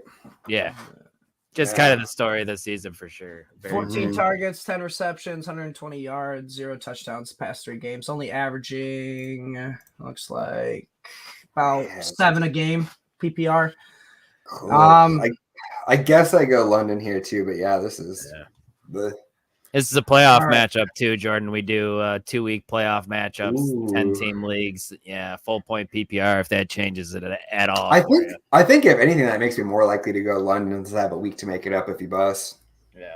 Yeah, I'm fine with London there. Mike, where are you going here? It's between Madison and London. I know you guys don't agree with me, and I know I said he's Madison because he has been bad, but he's the one getting the most work out of all these options, so technically he's the safest. But with it being 2 weeks, like you said, you can make up. And, I can see you wanted to play Drake London. If he bombs, you have another week to make up for it. What if they start using Ty Chandler more out of the bye now? Because let's be real, guys, he's probably a little better than Alexander Madison. Looks better when he touches the ball. I mean, in the past 3 games, Madison's averaging more yards per carry, 4.4 to 4.3. So. What if I won the lottery? I mean, we could play that game all day. I hear.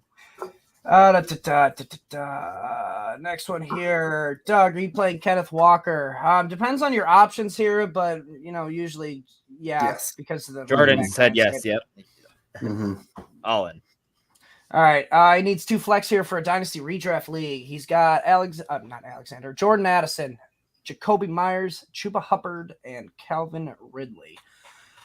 Chuba Hubbard, man, he's the safe. I mean, he's going to get the most workload here, but he's going up against the Saints defense, which is a tough, run defense to go against. But he's the most likely to find the end zone, in my opinion, on that Panthers team. So I think I go Hubbard, and actually I lean Jacoby Myers here.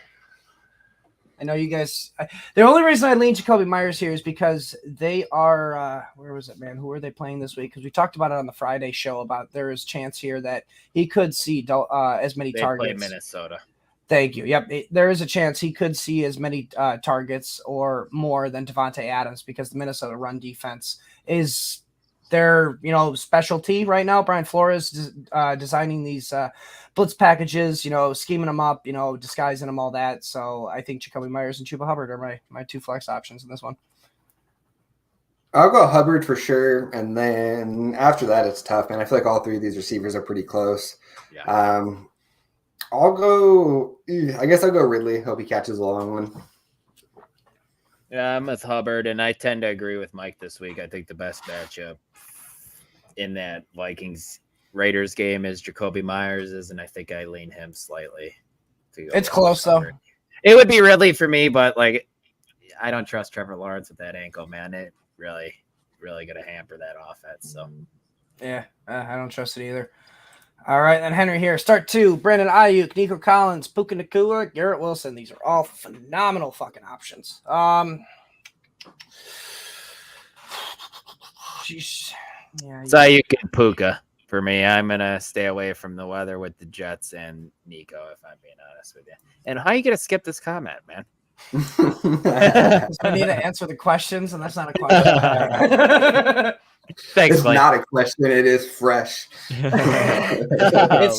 It's man. It's Ayuk and Puka for me only because of the weather and matchup being a tiebreaker for Garrett. Yeah, it's a sweep here. Yeah. All right. Oh, Dean Goddard and Ferguson. All right, these two. Yeah, these two guys. These two said Ferguson. I'm on the Goddard train this week. If I'm wrong, I'm wrong. All right. Joe Mixon get a touchdown this week? I think so. You're hoping so, yeah. If you're starting, I think so. Like you said, hopefully they do last week's game plan and they get Mixon more involved compared to 2 weeks ago. Gerald, what's up, guy? Jalen Reed or Olave today? We did answer this. Olave. Yeah, Olave. Right. I think we all slept it. It is close. It is close, but it is Olave just seeing more targets. Dustin Hopkins or Jason Sanders? I think it's Dustin Hopkins for me only because of the way the Miami's offense runs. Jason Sanders mostly kicks PATs and not field goals. Yeah, these guys aren't on the people list for me. So whoever is higher scoring in your league so far. It's probably Dustin Hopkins. I don't know. Is the weather brutal in Cleveland or is it fine? Because I think that matters for Dustin Hopkins. Give me Sanders, I guess. Yeah.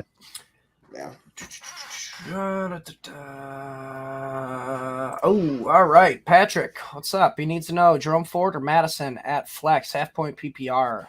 That one for me. Yeah, that one's Ford. Yep. That one Played sweet. Ford. Yep. All right. Tone. What's up? Chuba Hubbard, CEH or Mostert PPR? Ooh. It's tough. I'll go Mostert. Monday Night Mostert here, but Chuba's a solid option too. Yeah, I'm with Jordan. Solid option. I'm just worried here. I want to look it up here quick. That's the thing that's really Mostert's just not involved in the passing game as of late. Only 4 targets the past 3 games. That's what really concerns me, especially this being PPR. But you can't sit a running back from the Dolphins, so it is Mostert. It's just, man, his passing work has gone away, Tone, unfortunately. Most likely because of Achane. Brandon, what's good? Another question here. Jordan Addison or Noah Brown? One's Jordan Addison because of the weather. Yeah. And probably Addison either way. Yeah, it's Jordan Addison. After Noah Brown's big games, do you guys remember what I said? I was like, as a Cowboys fan, there's like a 65% chance those were the best 2 games we're going to see from him all season. I think we're on that track. I mean, Tank Dell being out, so I mean he has a chance here, but it's not a great matchup, not great weather. So lean Addison that one. It's just that the thing that worries me moving forward with the Jets defense. When are they going to quit? You know what I mean? Like Yeah, they've man. had I don't this think season. at this point They haven't yet. Yeah. At this point, never. There's 5 games left, and Zach Wilson back at quarterback when he didn't want to is that's the stuff right there. That is, man. All right. I don't know. We only go ahead, Mike. Go to the next question. I wanted to have a little conversation about the Jets, but we can go ahead and move on past. We don't need to talk about the Jets. Come on, Douglas. Morning. Nice for you to join us. Needs PPR flex here. He's got Drake London, Romeo Doubs, Jerome Ford, and Devin Singletary, and that one is Ford for me. Yeah. I'm kind of digging. I'm kind of digging Dobbs here a little bit. That was kind of where I was leaning a little bit too. It's between Dobbs and Ford for me, but I think I'll go Ford this week. I feel pretty good about the workload. Yeah, that's where I kind of lean with Ford too. But in 3 weeks without Christian Watson at the beginning of the year, Dobbs finished as a top 12 wide receiver. So could possibly win you your week if he catches a touchdown or two. So I think I lean Dobbs here. I like the wide receiver. I like the flex a lot of the time, and it's full of PPR. So I'm going to stick to my guns, and I'm going to go Dobbs. All right. I'm still going to go Ford here, and this is why. Romeo Doubs has 15 targets the past 3 games. Yes, I know it's been with Christian Watson, but he has 15 targets the past 3 games, which is the same as Jerome Ford. So give me the guy who's rushing it also 30 times. Yeah, no, I don't blame you at all there, Mike, at all.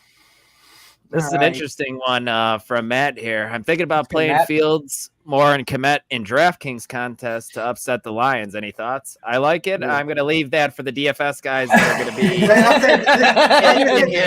in the next 3 minutes. And I saw Dave in the background. Yeah. So Dave, when you hop on, if you transition, Hey, Matt, definitely stick around. They're going to be coming on here in the next couple minutes. So if Dave and Chris could hop on and start with that when they hop on, that would be greatly appreciated. Well, I mean, Dave and they're both Lions fans. Of course, they're going to want to start with that one. It was funny. Like in my mind, I don't play DFS, so I was like, "Yeah, I think that seems fine." And then I see a little bit in the background, like thumbs down. I was like, "All right, well, that's why I don't answer that one." All right, and then last one here before we kind of send it off, guys. Chaka wants to know here: Garrett Wilson or Garrett Ridley? Calvin Ridley.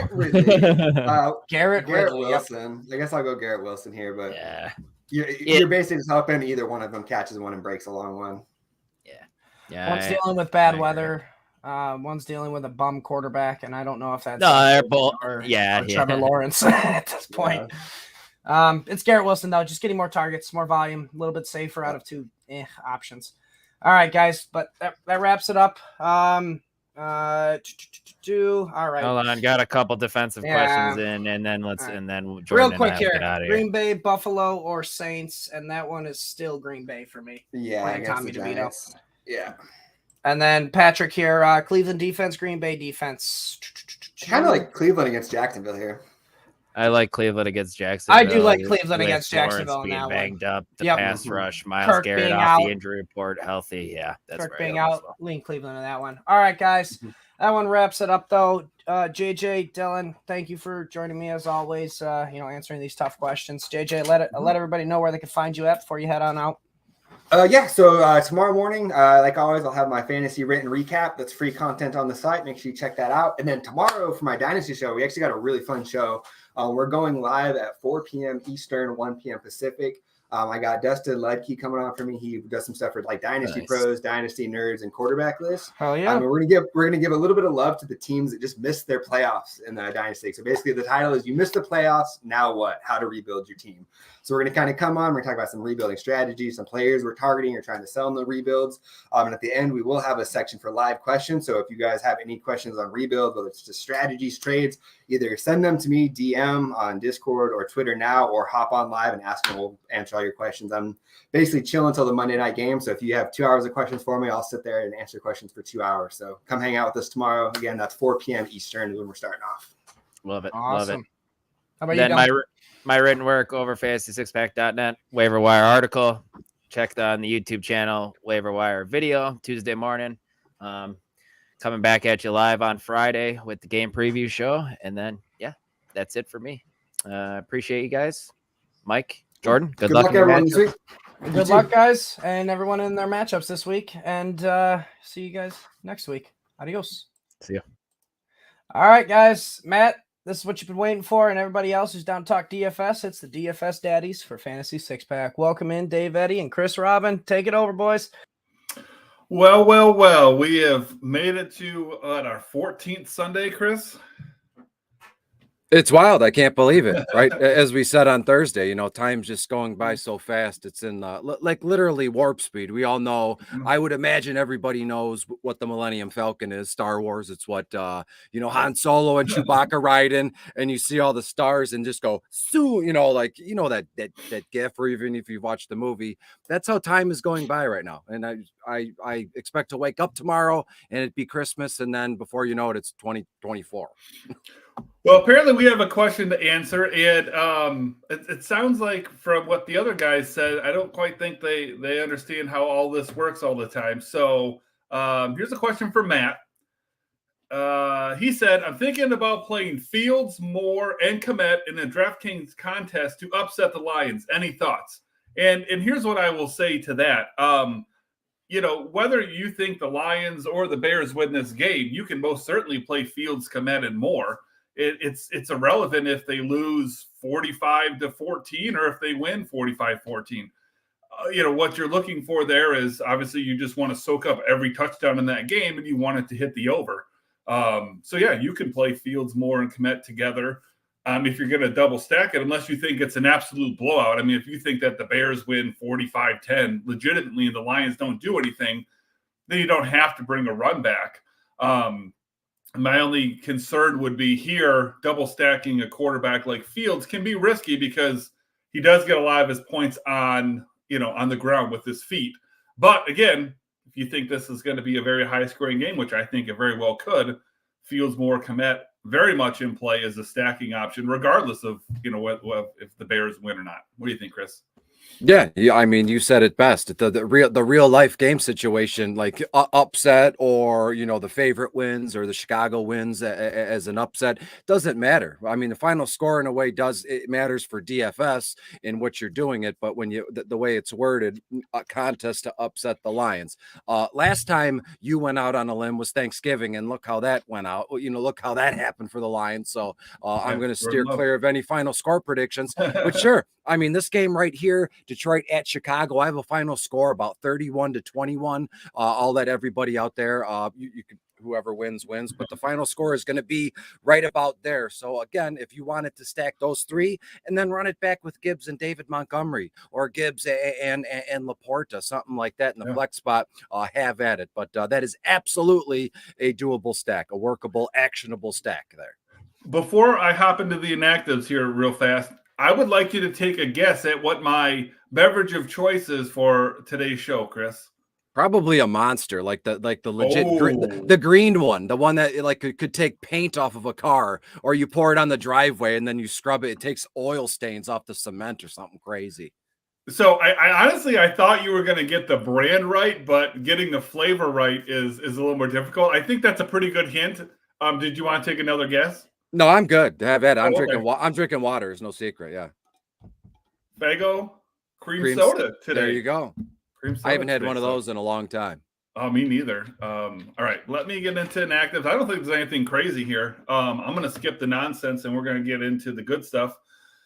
Amari Cooper is active. I don't think that's a huge surprise as of yesterday. I think yesterday we knew that was going to happen.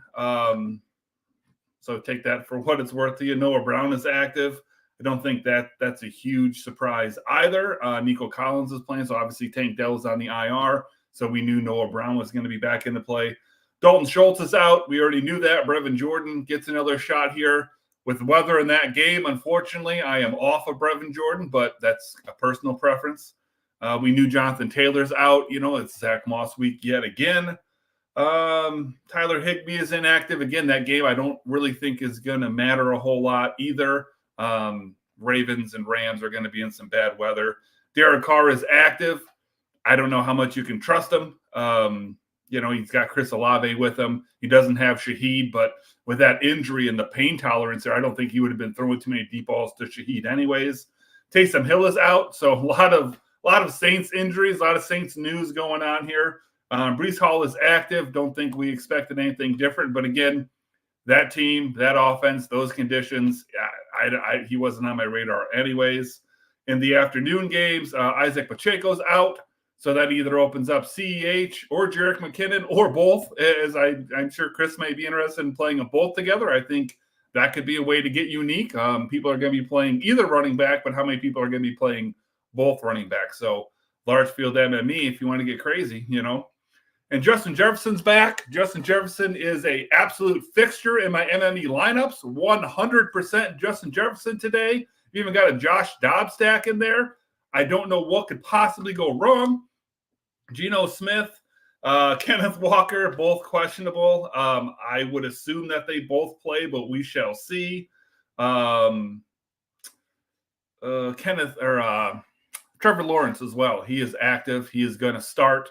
Whether he finishes the game or not, I don't know, but it looked like his season was over last week. He is in the game. It does not prevent me from absolutely, hitting the lock button on the Browns defense in all formats. But yeah, that's that. Anything in there, Chris? Probably nothing surprising to you, but anything in there you want to hit on, or there's a few things surprising. I'll take a minute or two. I mean, just going all the way back to, Amari Cooper, he had a concussion, and in today's day and age, the new wave NFL, most times if a guy has a concussion one week, more than likely he's not playing the next week, and that's just the NFL doing their due diligence with the doctors, and they're trying to get away from all that CET stuff, and we want to. I'm not saying that there's some underlying issue that the NFL is a bunch of dummies, bozos, and they want their guys to be safe, and that's fantastic.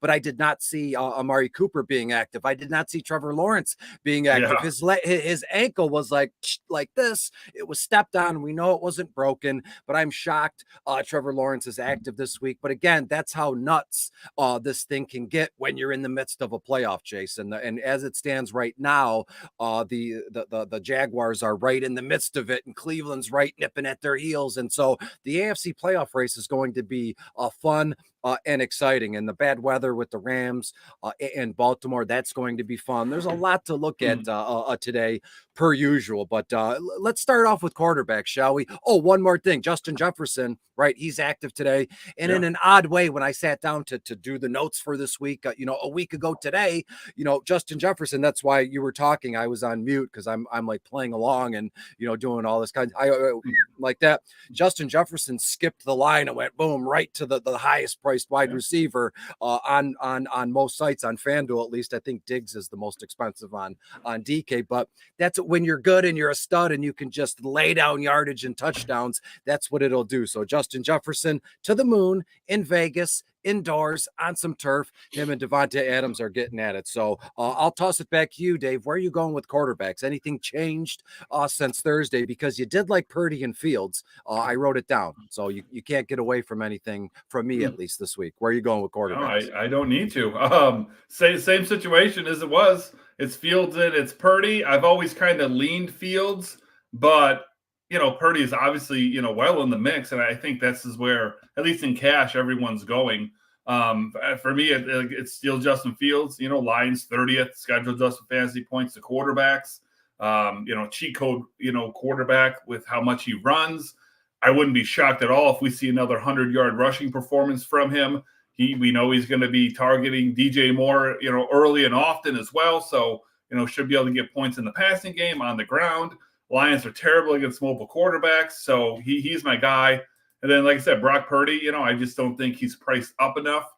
I don't know how much I like him in MME this week. I don't have him there. I think he's more of a floor play personally, especially when I think CMC is going to just go berserk today as well. So he's got a good floor, 2.5x, 10 out of the last 12 games.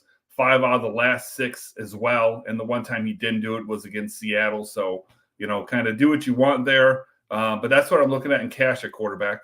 Beautiful. I'm going to swerve a little bit. Right on Thursday, I had mentioned Jared Goff, Russell Wilson. We've kind of talked about the Chicago game. It's 10 minutes after 12, 50 minutes to lock. And even the previous show was talking about that game. You know what you're going to get out of Goff. I have him around 260, 265 yards and a pair of touchdowns. When you look at Russell Wilson, Denver is going to the Chargers here.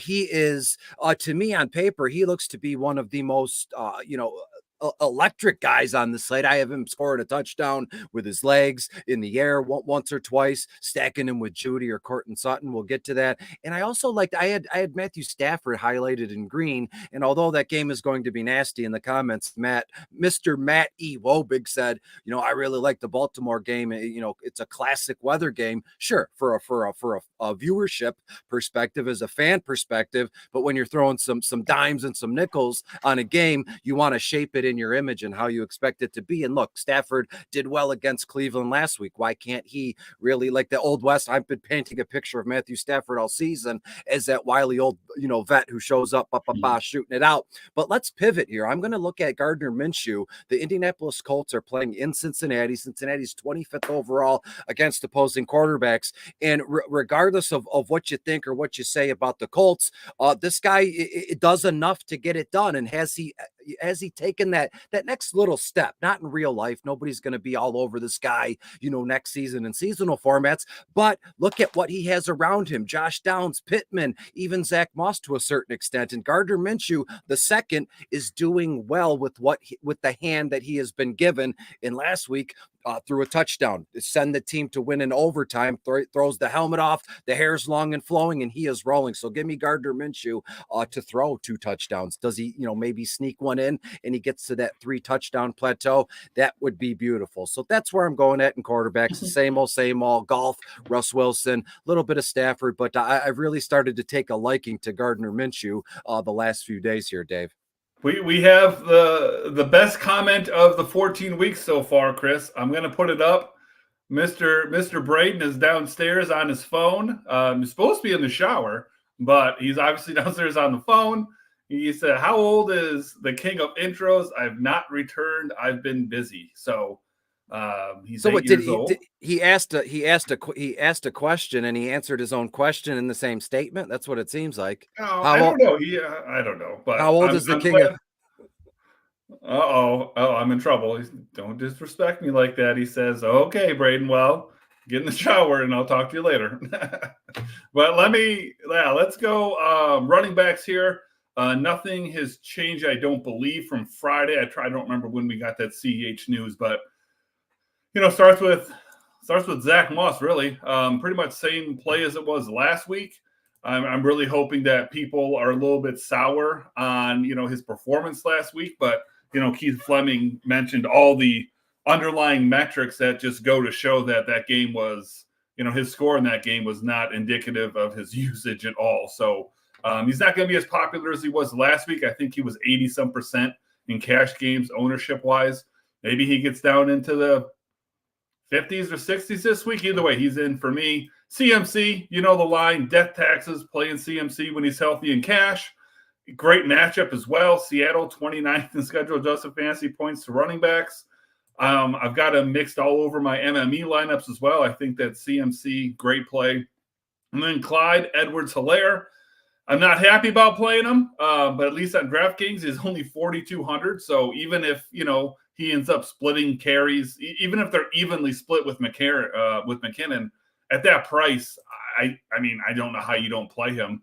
27 scheduled adjusted fantasy points against running backs for Buffalo. So in reality, 4.2K, you need 12 points to make it I wouldn't call it a smash play, but to make it a no-brainer. He falls in the end zone and, he's almost there already. So I like that. And then the last one for me, really, Bijan Robinson, 3 straight weeks leading this Atlanta backfield, at least 19 touches per game there. Tampa is second, scheduled adjusted fantasy points to running backs, but it looks like Vita Vea. I didn't get the updated news here, but if he's out, then I like it even more. I've got, again, Bijan mixed all over MME lineups. But just because that Tampa Bay has been so stout against running backs on the season, they haven't been quite as good here as of late. And then, this injury would make a big difference as well. But if you think that, this volume continues for Bijan, which at this point, I guess I don't know why it wouldn't, then he becomes a great, probably low own play in MME and a good play in cash just because of the volume, Chris.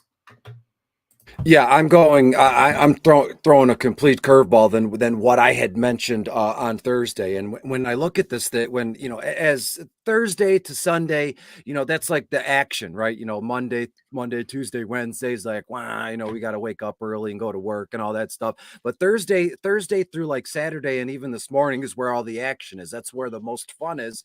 And I've seen a lot of comments, and even I was about 10 minutes early this afternoon. And a lot of questions about Jerome Ford. The Cleveland Browns are playing Jacksonville. I'm all over this guy. He's been in bottom of the barrel more times this season than he hasn't been, if that makes any sense. So there's 14 weeks in the season. And you look at Jerome Ford the last few weeks, this guy's getting all the action. And I didn't hear you mention anything good or bad about Kareem Hunt this week. So I'd imagine Kareem Hunt he's active.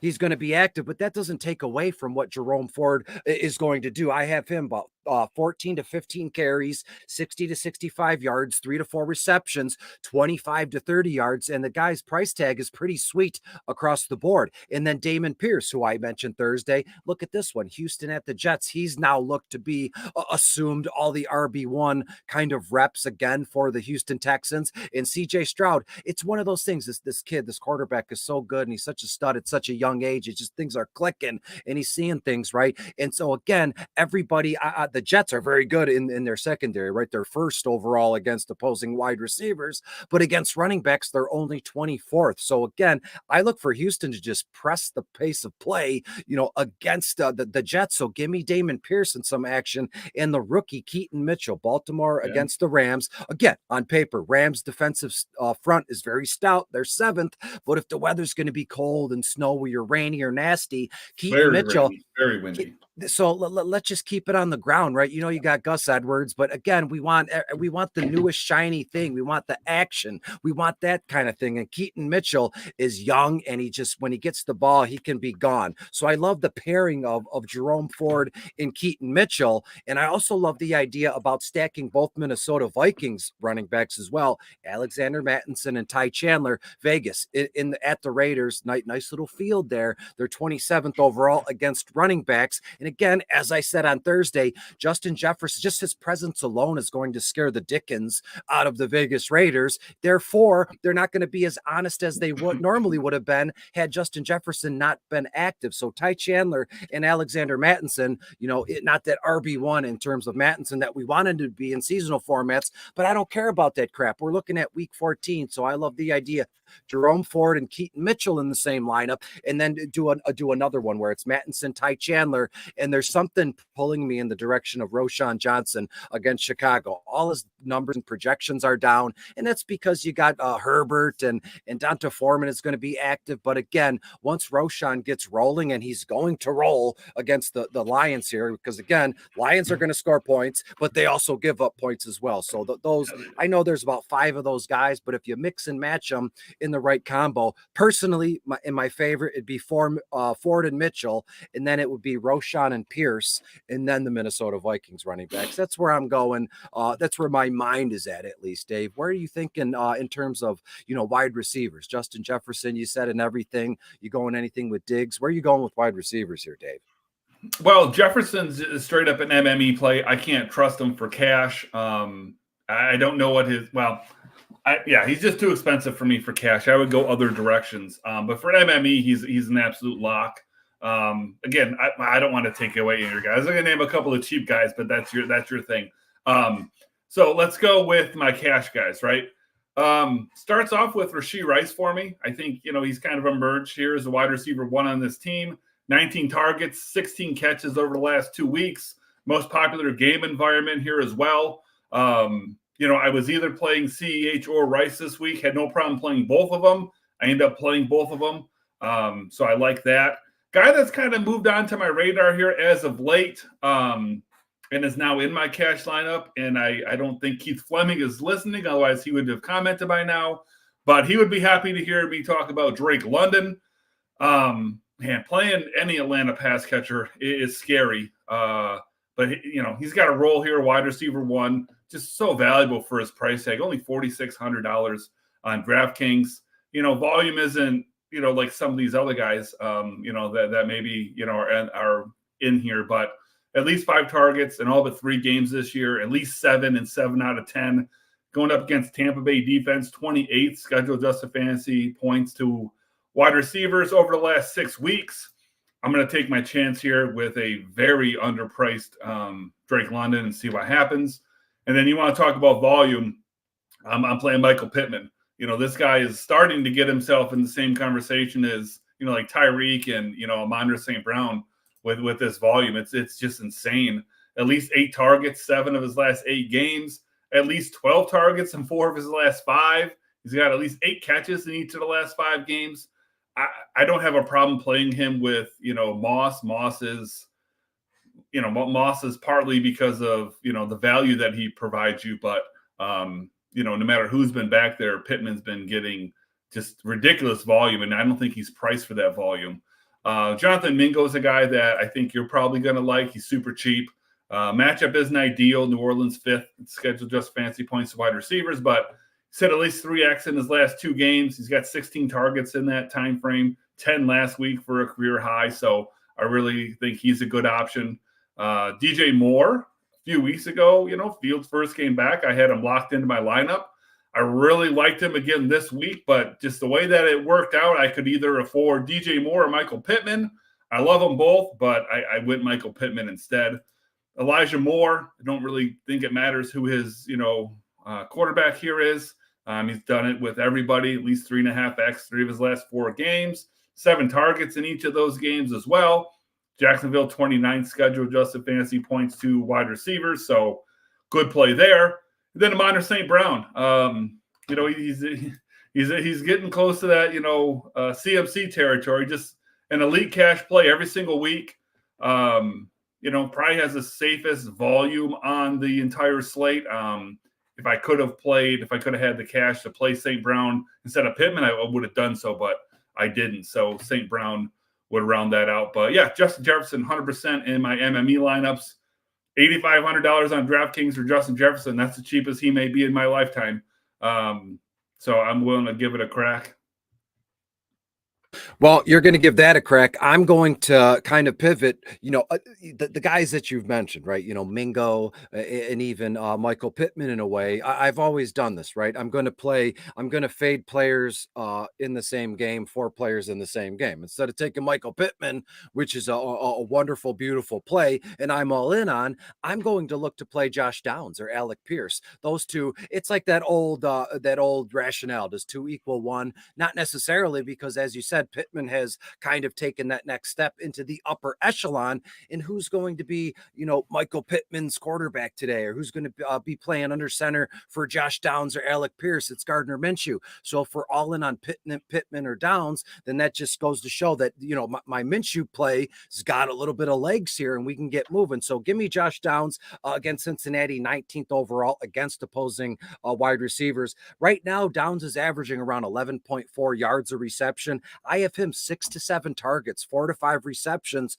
around 55 to 60 yards. And on DraftKings, he's only $4,900. It makes a lot of sense. And when you look at Jerry Jeudy as well, Denver at the Chargers, I'm trying to pair cheaper guys with the quarterbacks that I'm all in on. And Jerry Jeudy, everybody, and that Denver Broncos offense, right? Javonte is kind of taking the next step, right? Cortland Sutton, he really loves the end zone, and that's fantastic. Mm-hmm. But again, with Sutton, he's a little bit more expensive. His ownership percentages are going to be a little bit higher, but Jerry Jeudy hasn't reached the heights of what we expected from him when he came into the league. And it's not like he's 40 years old. He's still in his early to mid 20s, but this is a game for Jerry Jeudy to kind of go, you know what? I'm still a kind of a stud wide receiver. And his price tag is beautiful across the board. 5.8 on FanDuel, 4.7 on DK, 5 to 6 targets, 3 to 4 more receptions. I mentioned Alec Pierce. Alec Pierce back-to-back weeks in bottom of the barrel.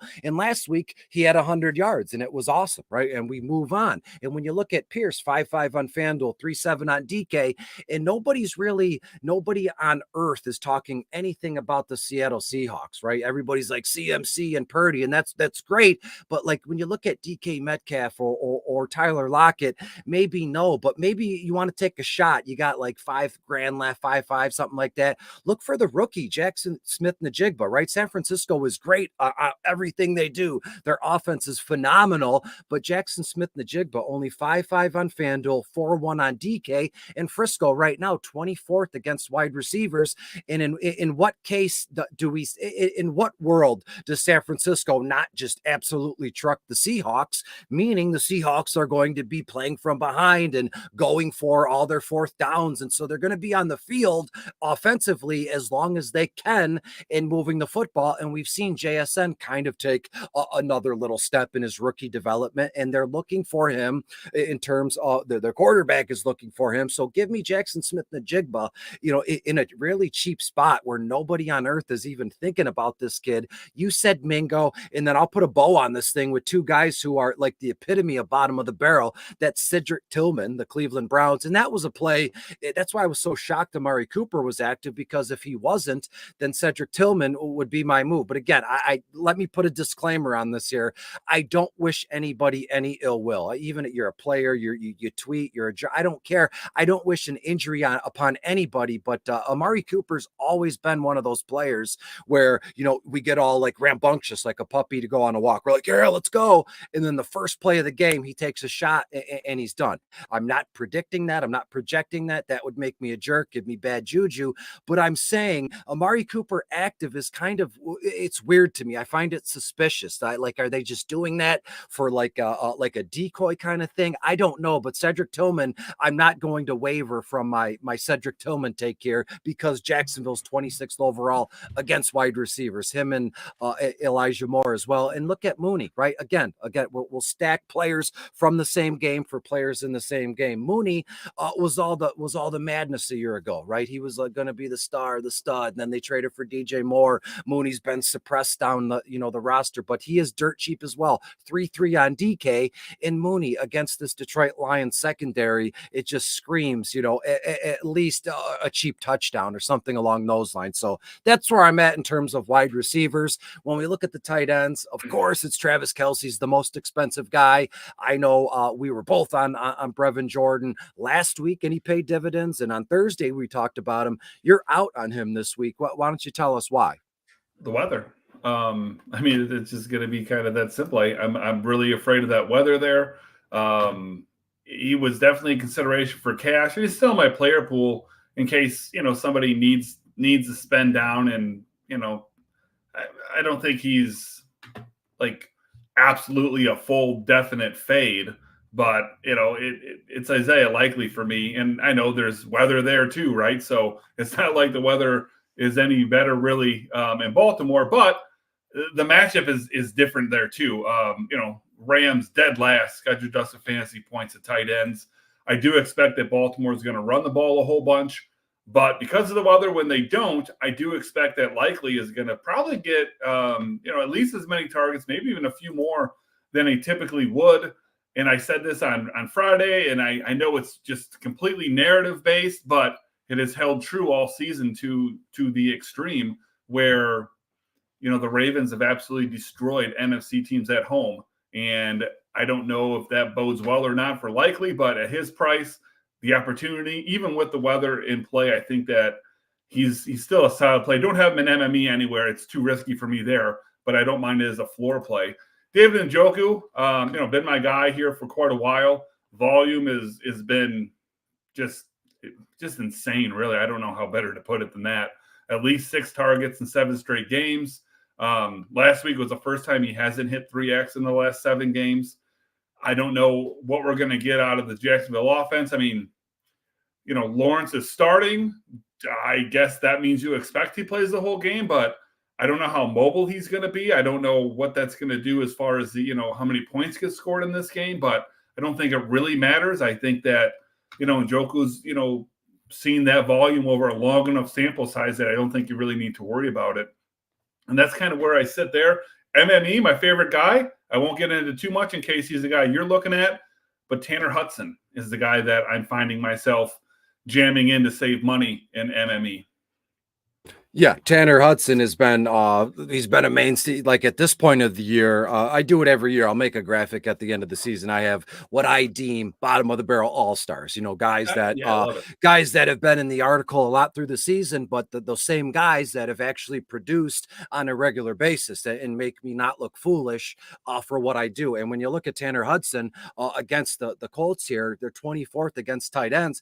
He's seen, I believe this is from memory because I wrote the article. He was in there.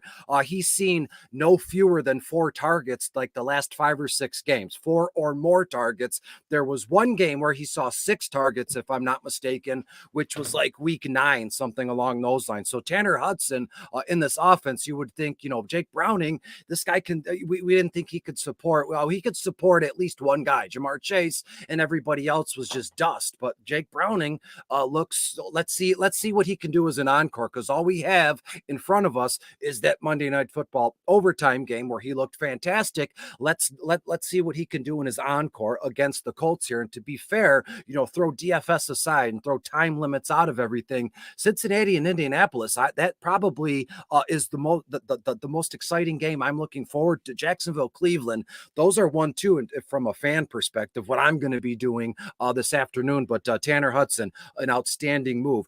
Kelsey's the most expensive guy. We talked about Brevin Jordan. Cade Otton is someone that's moving the needle for me in Tampa Bay.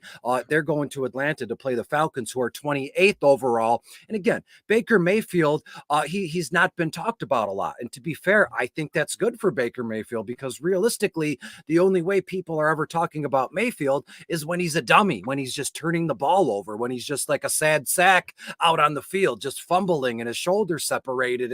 But so if we're not talking about Baker Mayfield, that means Baker Mayfield's probably doing okay. So therefore, Mike Evans, I've found a lot of lineups with Chris Godwin, Cade Otton, and Baker Mayfield. That's the trio I'm starting with. I think Otton can do a little bit of damage. He's 4-9 on FanDuel, 3-1 on DK. Michael Mayer in Vegas, Donald Parham Jr. and/or Gerald Everett. Again, we talked about that combo a few weeks ago. Whoever's cheaper, because the Denver Broncos dead last against tight ends, and Parham Jr. is the cheaper of the two.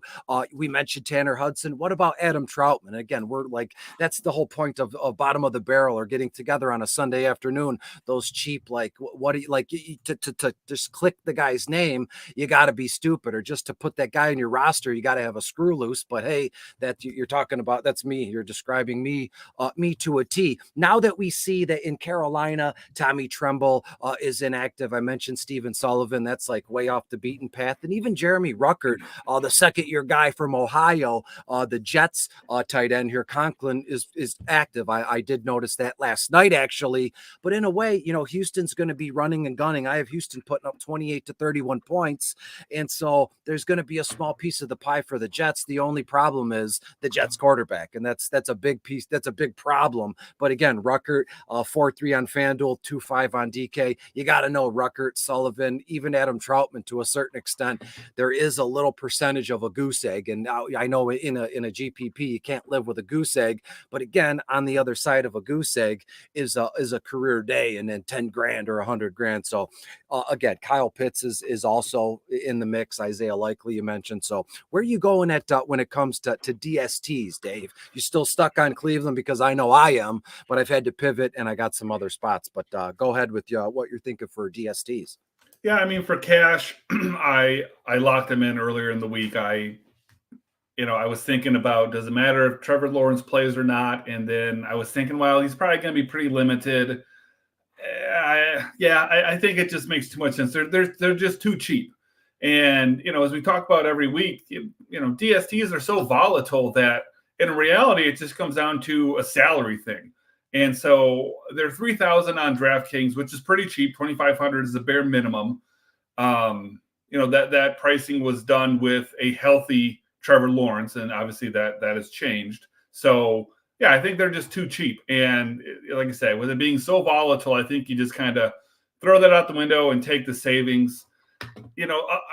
I think the Chiefs are interesting as well. Maybe more of an MME play. They're probably a little too popular for my liking, but we don't know what we're going to get from Josh Allen. And really, we just need one pick six, and it pays for itself. But I think you can go a lot of ways. Atlanta's interesting. Ravens are interesting. Minnesota's interesting. Broncos are interesting. Jets are interesting. I mean, I think this is a week where you probably, for MME, you just take the Browns out. I think that makes the most sense. Take the Browns out and then just kind of, pick and choose from there. But for cash, it's the Browns. Yeah, it's a lovely move. When I look, the Houston Texans are they're expensive. They're $4,800, but they have the highest projection for me personally on FanDuel. But again, they're going against the Jets, who are, everybody on earth knows that their quarterback stinks. What are they going to do on offense and yada yada ba ba ba, however you want to put that.